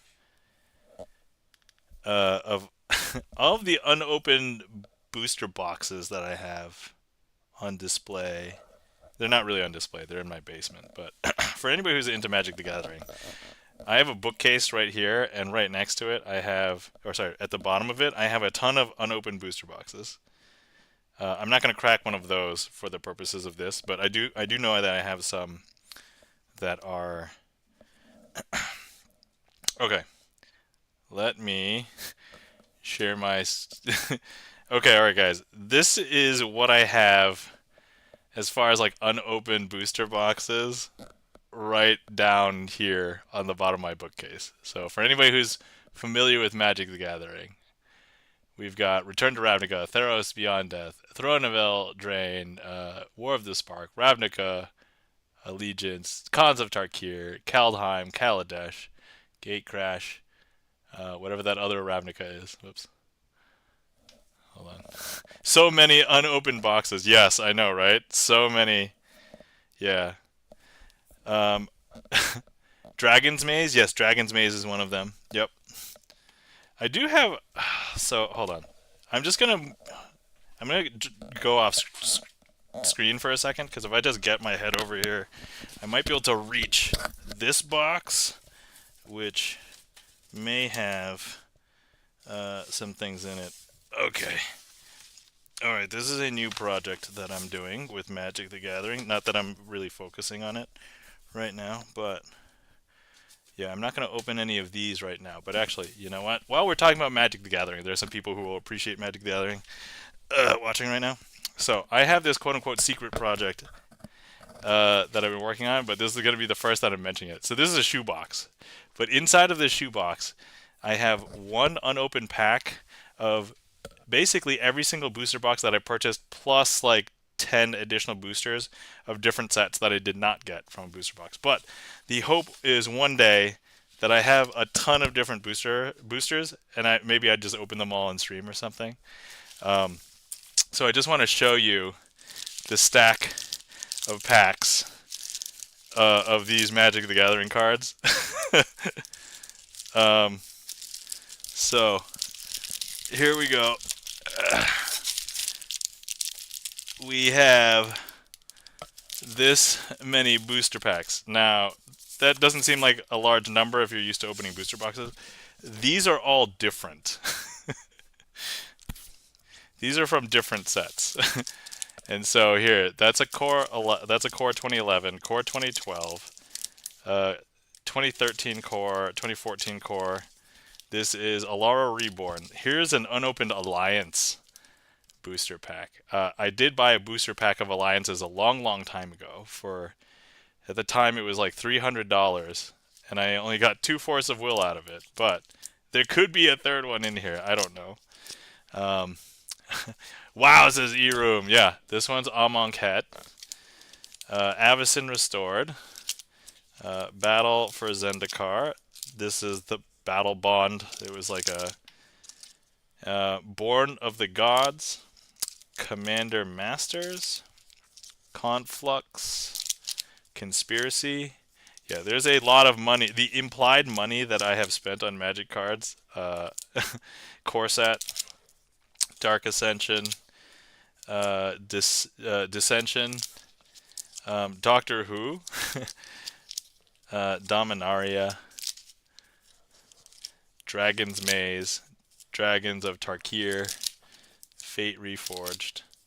FYI, if anybody has ever like handled packs and stuff, a lot of these packs feel kind of normal, but if you've ever grabbed like Fate Reforged packs, all of them, and I know they were legit because I bought them directly from, but like they all have extra air in them. Like they have extra, like they're not as tight, I guess, as some of the other packs. Fifth Dawn, Future Sight, a Gate Crash. E-Room says Alliance pack unopened, about $30 and higher on eBay. Nice. Yeah, I mean, I opened a bunch myself. So, Guild packed. Hold on, I'm just gonna. Innistrad. These are all in order of alphabetical, so if I need to refer to this, I know it. So, Ixalan, Journey into Nyx, Khans of Tarkir, Lorwyn, Lost Caverns of Ixalan. This is Magic Origins, which is, I think, one of the newest concepts of a core set. March of the Machine, Mirrodin Besieged, New Phyrexia, Oath of the Gatewatch, Onslaught, Planar Chaos, Ravnica Remastered, Draft Booster, Return to Ravnica, Rise of the Eldrazi, Scars of Mirrodin, Shadows over Innistrad, Shards of Alara, New Capenna, Streets of New Capenna, 10th edition, Time Spiral, Unstable, Wilds of Eldraine, Zendikar, and Zendikar Rising. And Foundations is the new core set. Oh yeah, that's right. Magic Origins is old now. That's right. I forget. See, I'm not up to date anymore. But and then also any of those booster boxes that you saw that I had that I don't have a pack in here yet. When I open those booster boxes, I guess if I open those booster boxes, one of those will come into here. So I will have at least all of those as well. So yeah. Anyway, if anybody has any extra packs from things that they bought, and you're like, hey, Nam, you want a booster pack of the set that you don't have? I'm totally down. I don't want to spend a fortune on the project though, so I was like, oh, how do I get some of these old packs? And I'm like, man, old packs even for sucky sets are going for a lot. So I'm like, all right, maybe it will not be one of every booster, but I'll settle for like, you know, a lot because there are a lot of sets. So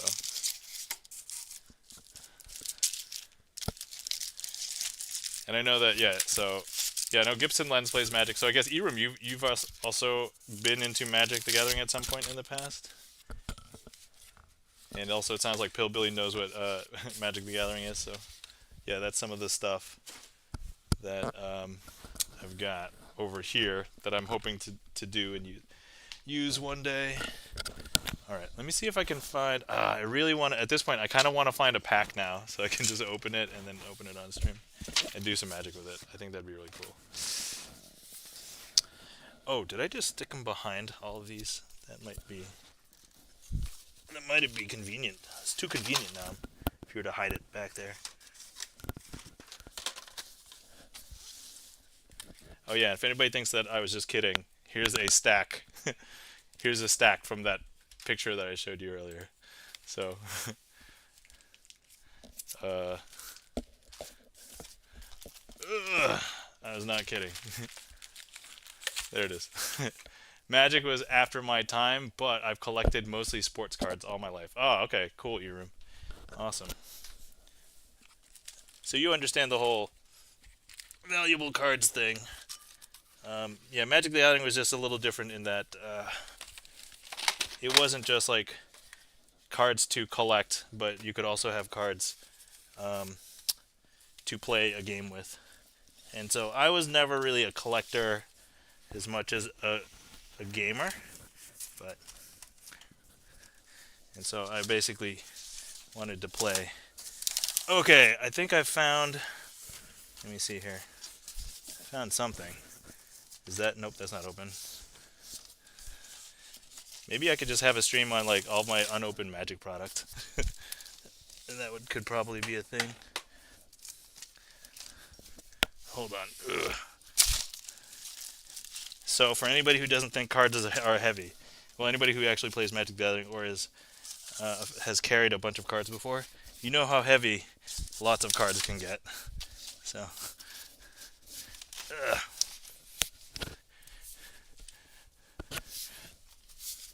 okay, hold on. Oh, okay, guys, I found a box of things. All right, okay, here we go. Let me move things. Okay. All right. Here we go. All right, so we have. It looks like it's a Dark Ascension box, but inside we have. Oh wait, did I save this for draft? Oh no, there's Fifth Dawn and stuff in here. Okay, guys. We have a choice. We can either open up an Innistrad pack, a Dark Ascension pack, an Avacyn Restored pack, or a Fifth Dawn pack. If anybody wants to vote for any of these, I am willing to open one of these on stream and do some magic with it right now.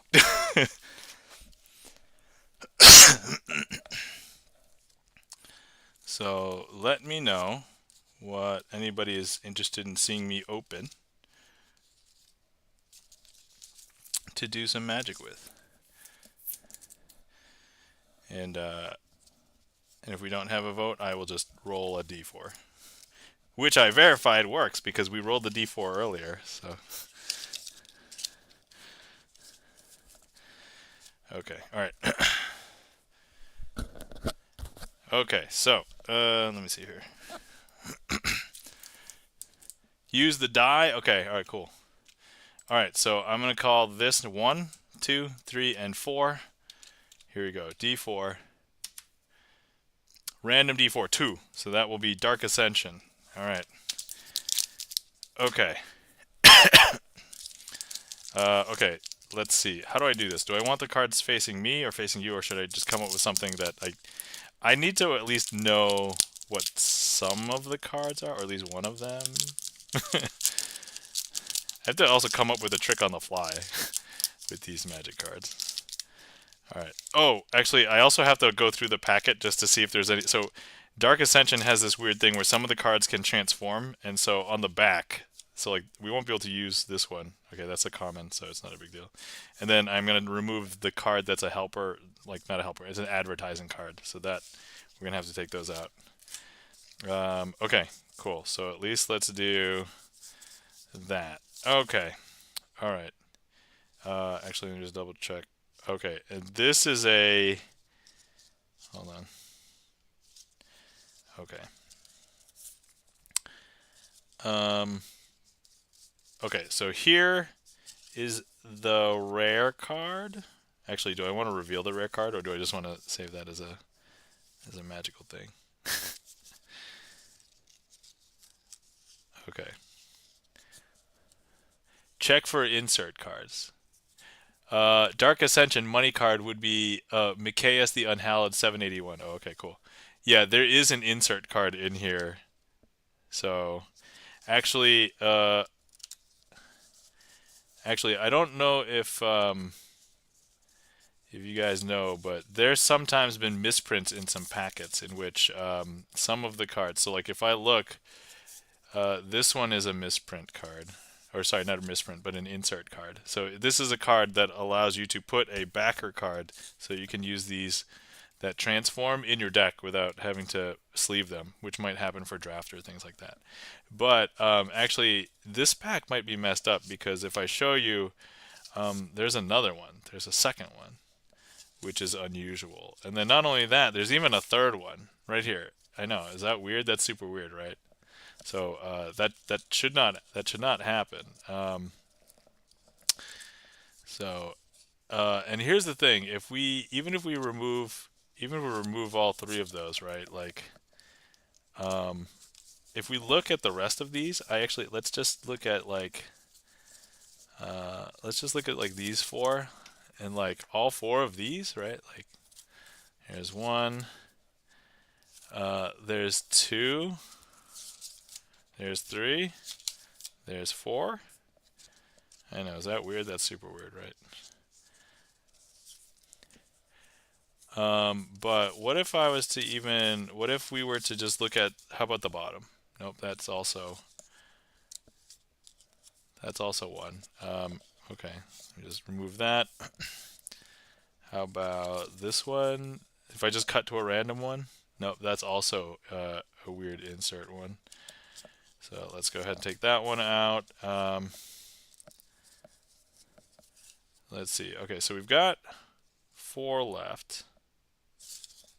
So 1, 2, 3, 4. Which means that that's also one of these insert cards. How about this one? This one is also an insert card. This one, also an insert card. And then this last one, I think if I show you, that is also an insert card. But actually, if you don't want them to be all insert cards, if you want, we can just change this back into a regular packet through the use of magic, not Magic the Gathering, but just magic, magic. And so, look, if I just show you, none of these cards are insert cards now because there should only be one in the deck. And so, look, we have a Black Cat, and we have Faithless Looting. That was a popular card for this set. Shriek Geist. Burden of Guilt. You know, if I felt guilty when I fooled you guys, this would be a very difficult stream to have. Clinging Mists. Elgard Inquisitor.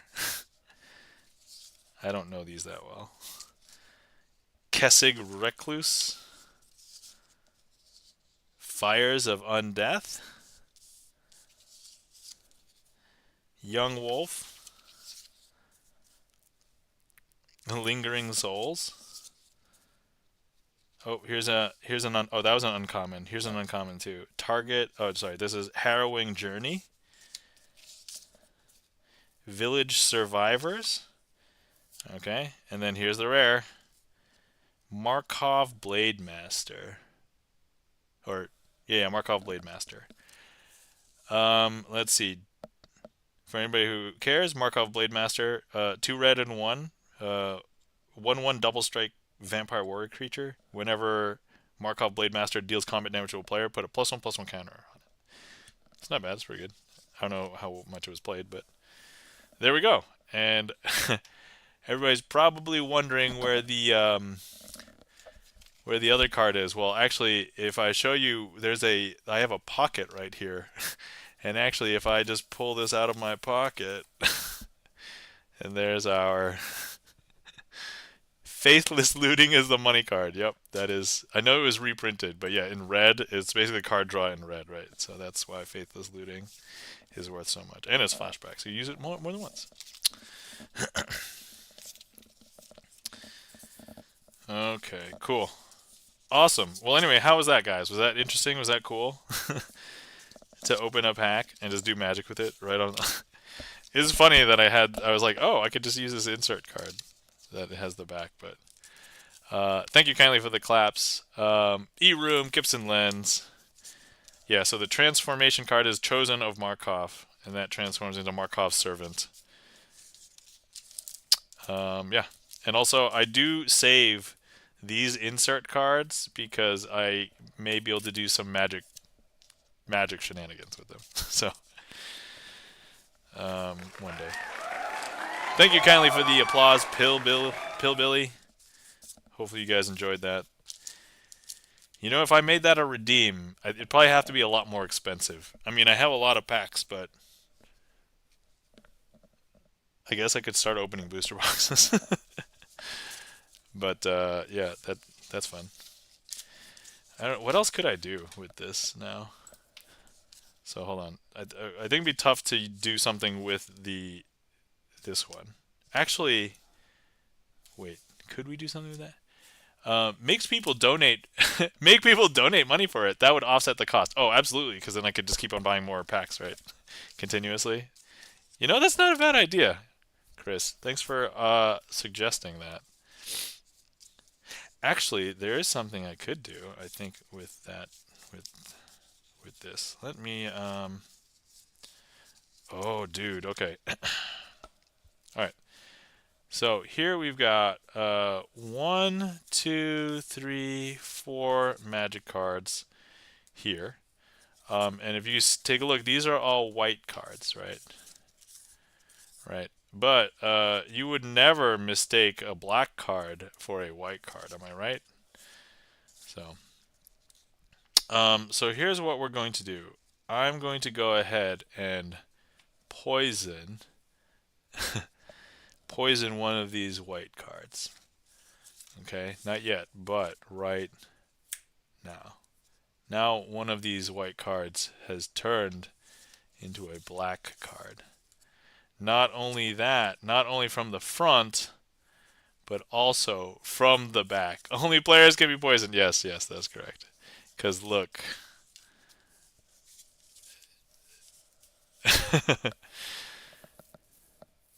All right. Pillbilly says, I found all my beta cards last week. Yo, that's crazy. Did you have any power or any of the crazy, like, Bizarre Baghdad or anything? Pillbilly? I'm curious.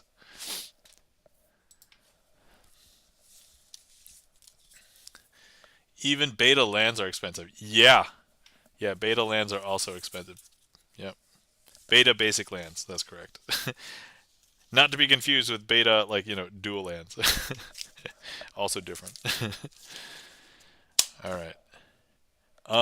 Okay, guys, I'm thinking about wrapping up stream maybe in the next like 10, 15 minutes. But going down this magic memory lane, and this was really fun. So thanks for Redeem. Thanks for talking about magic. You know, there's one trick that I definitely want to do before the end of stream because I want to keep it sharp. So Pillbilly says, I don't know. I have to take a look, but I do have a ton. Oh, dude, Pillbilly, you should look and find things that are expensive in there and just be like, you should probably, if they're not already sleeved or like put in hard cases, you should probably do that. Okay, so we're going to be doing the coin matrix. So here we go, but we'll use magic cards to cover. So we've got 4 coins, like so. I'm going to cover each coin with a magic card. They happen to be a green card from the Dark Ascension pack we just opened. But let's just go ahead and cover each one, like so, like this. And then we're going to go ahead and use the power of magic, not just magic the gathering, but magic sleight of hand, to also get them to teleport from each corner to each corner, because look, it happens pretty quick. And then watch, 1, 2, 3, and boom. And then last one, ready? Boom. There we go. Ta-da!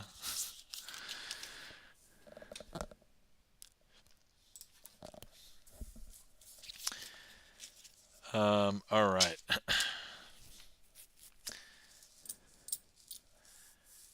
And you know what?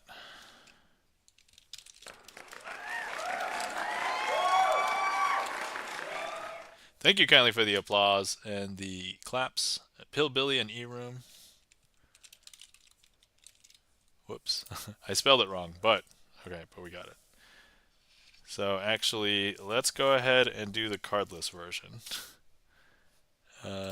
as well. Because okay, so here we've got hands empty. We've got 2 here, 2 here. And here's what we're going to do. I'm just going to go ahead and slowly make them teleport from corner to corner, like so. Just no cards this time.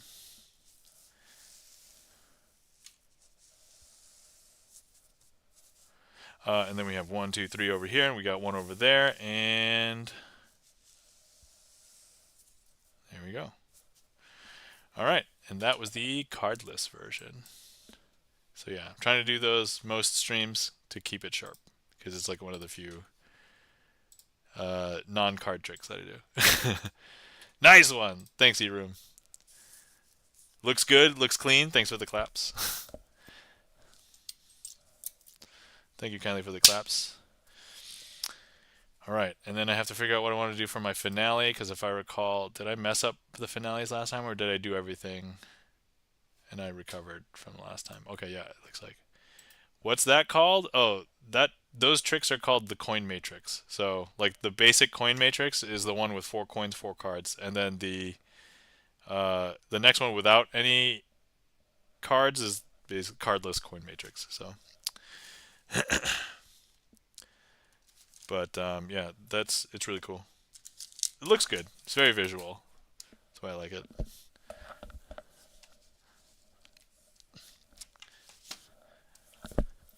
All right, cool. So anyway, last call if anybody wants to request any tricks. Otherwise,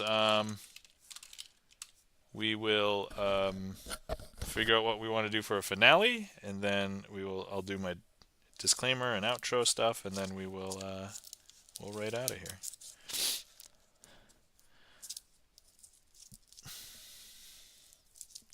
What do I want to do? Okay, let's try this one. I don't think I've done this one for a finale for a while, so with so much additional magic cards on the table, pun intended, I don't have space to put all the things. All right. Okay. So anyway, guys, thank you so much for coming out to see me and hang out tonight. So first things first, I would like to thank everybody for coming to hang out and everybody who interacted with the stream. Thank you so much. If it wasn't for you guys, this wouldn't be as much fun. So whether you requested a trick, clicked on the heat map, chose a card, chatted in chat, sent emotes, did sound alerts, thank you so much. If it wasn't for you guys, this wouldn't be as much fun. Also, thank you to all the lurkers out there because magic is one of the rare forms of art in which if I am practicing magic at home alone, there's no magic happening. The magic has to happen in your mind. Then also, if you were curious that if anything here, if you felt like was sorcery, black magic, or deals with the devil, it is none of those things. Sleight of hand magic. And if you still don't believe me, that's okay. Sleight of hand is the best cover story real magic could use. Also, I'd like to thank our friend and mod Gibson Lens. Guys, if you're not following our friend Gibson Lens, also known as Bert, please give him a follow.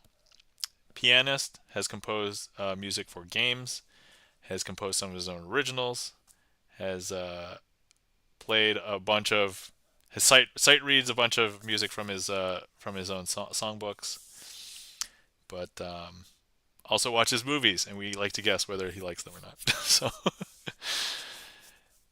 at least I do. I don't know. I know some other people do too. Let's see. Other than that, if anybody wants to see more of me and I'm not around on Twitch, you can catch me on YouTube. I have over 300 magic performances on my YouTube channel, and basically all my VODs that fall off retention here do end up in this playlist. They are publicly available in that they are unlisted, but if you get to the link, so all the links are available in this playlist, but you won't be able to search for it and find it on my channel. Just the latest few, and that's it. Occasionally, I will also play video games on stream, very occasionally when I get the chance, but I recently played Shovel Knight, not the whole thing, just like two-thirds of it. I do want to finish that up because it's not that much longer for the end of the game, and then I'll figure out what else to do after that, but not sure when, but anyway. Okay, and then let's see. Chan the Magic Man, welcome in. How's it going? Guys, if you're not following our friend and mod Chan the Magic Man, please give Chan the Magic Man a follow. Chan the Magic Man, one of the other few magicians on Twitch that has a regular magic schedule. Give him a follow, and you can catch him Monday nights for Magic Monday. So, almost missed the stream. Chan, even if you did, I totally would have understand. But definitely, guys, if you're not following our friend Chan the Magic Man, please give Chan a follow. Chan also does a bunch of other variety of things, plays retro games, plays community games. Lately has also been playing Grand Theft Auto. So definitely catch Chan. And actually, if you're looking for more magic on Twitch, let me see here.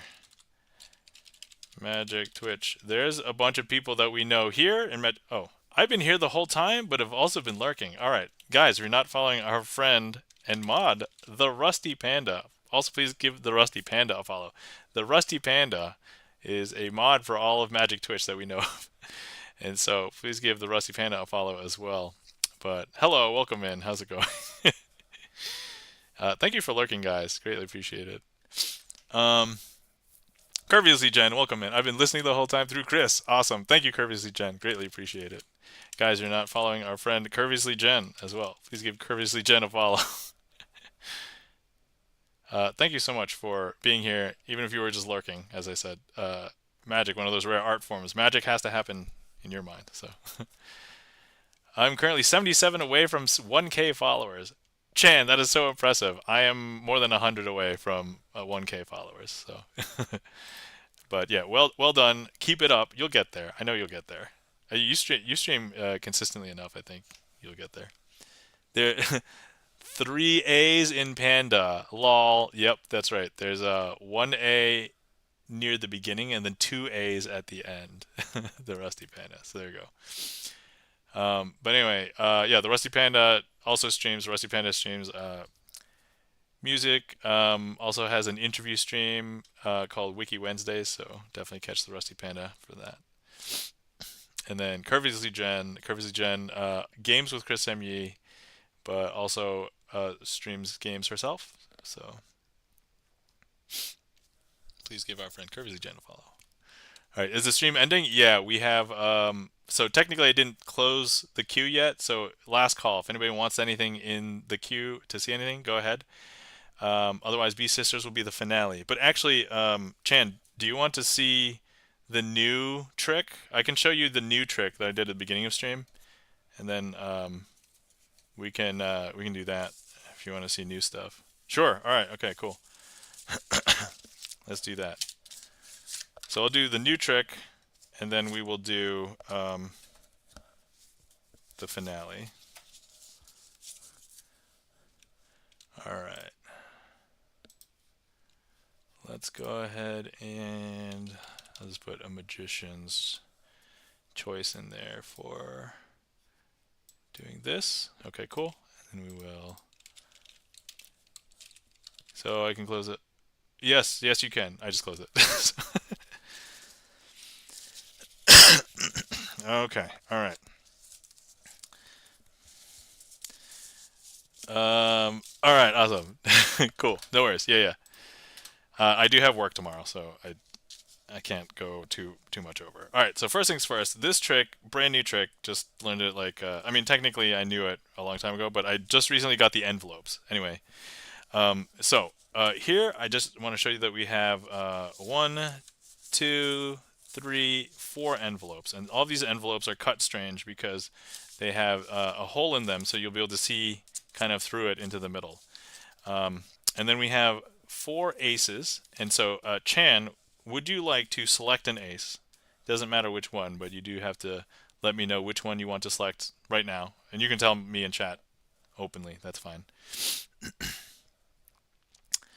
So go ahead and select. Oh, Chan has chosen the heart. Okay, excellent. So Chan has chosen the heart. All right, so here's what we're going to do. I'm going to go ahead and just turn those face down.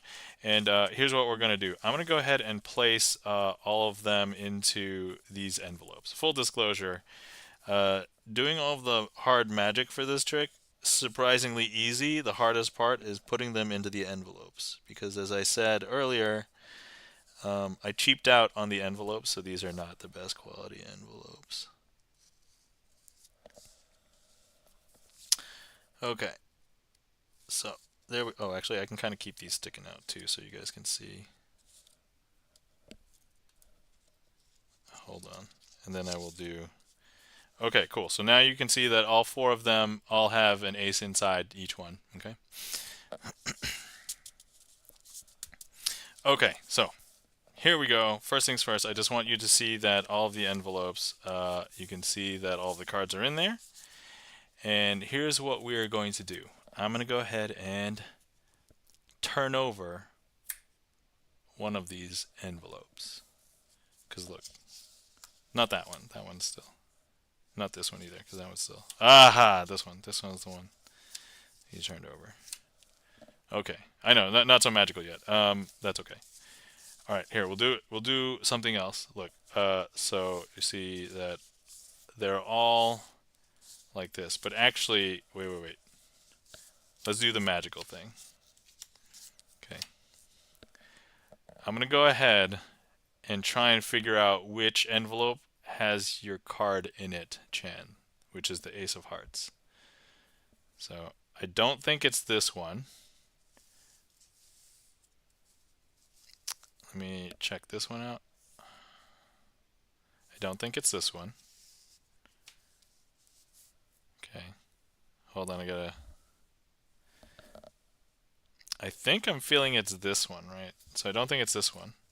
And do you want to know how I know it's this one? Well, you'll see it too. Because look, in this envelope, you'll be able to see the heart in the circle.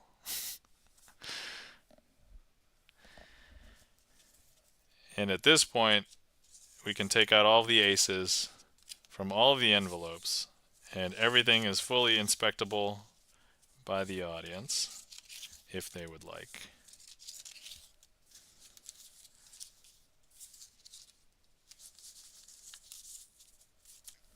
And that, my friends, is Impact by Roy Walton. So there you go. Chan. Also, if you want to see that again, I mean, I know you know where to find my VODs, but it's going to be the video that publishes on my YouTube tomorrow. So you'll check it out again if you want tomorrow. But yeah, Impact by Roy Walton if you're curious. All right. Oh yeah, so FYI, I cheaped out on the envelopes, and I did mention on the stream earlier. So a typical playing card is 2.5 inches wide. These are exactly 2.5 inches wide. Oh, thank you. Thank you kindly for the follow, Paul. Paul do 47400. So anyway, yeah. Pro tip: if anybody wants to do this, don't cheap out on the envelopes. Get envelope. So here's the width of the envelope. Here's the width of a regular playing card. They are exactly the correct size, but it's very tight and you can't slide them in. So the only way I was able to do that was because I used a slightly smaller deck, which is bridge size cards, and so they are slightly not as wide as regular playing cards, and so they could easily go in and out. But that would be the one suggestion: don't get envelopes that are too small. And then I had to cut these myself, so I used an X-Acto knife on I traced a circle. So anyway, there's my tip: get bigger envelopes. Smart, or just cut the sides. I mean, you can, but it'll make it difficult. I think you'll see why once you look at it. And anyway, all right, cool. Okay, so we did the outro already. Let's do the finale. I don't like messing up on the finale trick, so if I end up messing this up, then we're gonna do another finale trick. But in the interim, assuming I do this, then we will raid out. So, okay. All right, so first things first, I do have 4 cards here. 1, 2, 3, 4, and so here's what I'm going to go ahead and place one of the red aces down here, and then here's the other red ace right there, so we're going to place that down, and then I have currently the two black aces in my hand. Okay, so here's what I'm going to do. I'm going to go ahead and grab these 2 red aces, not physically, just ethereally. I'm going to place them here into my hand. I don't know if you guys could tell, but now we have both red aces here in my hand. Some people are like, whoa, whoa, whoa. Where are the black aces? They must now be on the table, right? Now, normally I would say for Magic, yeah, that could be the correct guess. But I said I took the red aces from here and I put them into my hand, right? I never put the black aces back here. So if we take a look at these 2 cards now, there's actually no aces on them at all. Super weird, right? So now I'm going to do the same thing. I'm going to go ahead and grab the red aces from here, not physically, just ethereally, and I'm going to blow them away. And I don't know if you guys could tell, but now if I show you, all of these cards are blank. And that, my friends, is Bee Sisters. And we'll call that a successful finale. All right, cool. We got a lot of good practice in tonight too. Thank you kindly for the claps, the Rusty Panda, E-Room, Gibson Lens, Chan the Magic Man. Thank you so much. Thanks for clearing that, Chan. All right. Thank you kindly for the applause. Also, I've recently encountered a problem with categories on Twitch. Not all categories, just so the one copy of Magician that I use, they've recently made it, and the primary one is now Magician 1990. And I'm like, I don't want to stream under that one. And so when I type in Magician, that's now the first thing that comes up. So I was able to find this Magician by just typing in Magic, and then I have to scroll down a bunch, and then I finally see Magician. It's the same cover, but I'm like, give me just a real Magic category, Twitch. Which, oh, by the way, if anybody wants to help, please add comments and threads to this on the Twitch user voice to be like, hey, can we have a Magic category? Because I would like to have one. That, and because my friend said, oh, I wanted to start streaming, and he's into like building models and Gundam and Gunpla, and there's already a category for him that has like a lot of people, and I'm like, he gets a category. He's not even streaming yet. And it's like I've been streaming for 2 years. I don't even have a category yet. So anyway, I know I'm saying that kind of like a funny thing, but I'm like, come on, give me one, give me one Twitch. All right. Okay, cool. Let's find somebody to raid. Oh man. Okay, hold on. I may have somebody I want to. Thank you for voting, Chan. I think I found somebody that I want to raid, mostly because we have not raided this person for a while, and actually I looked for them the last couple of times while I was looking for a raid target, and they were not going. So let me just double check and see when the last time. Let me see here.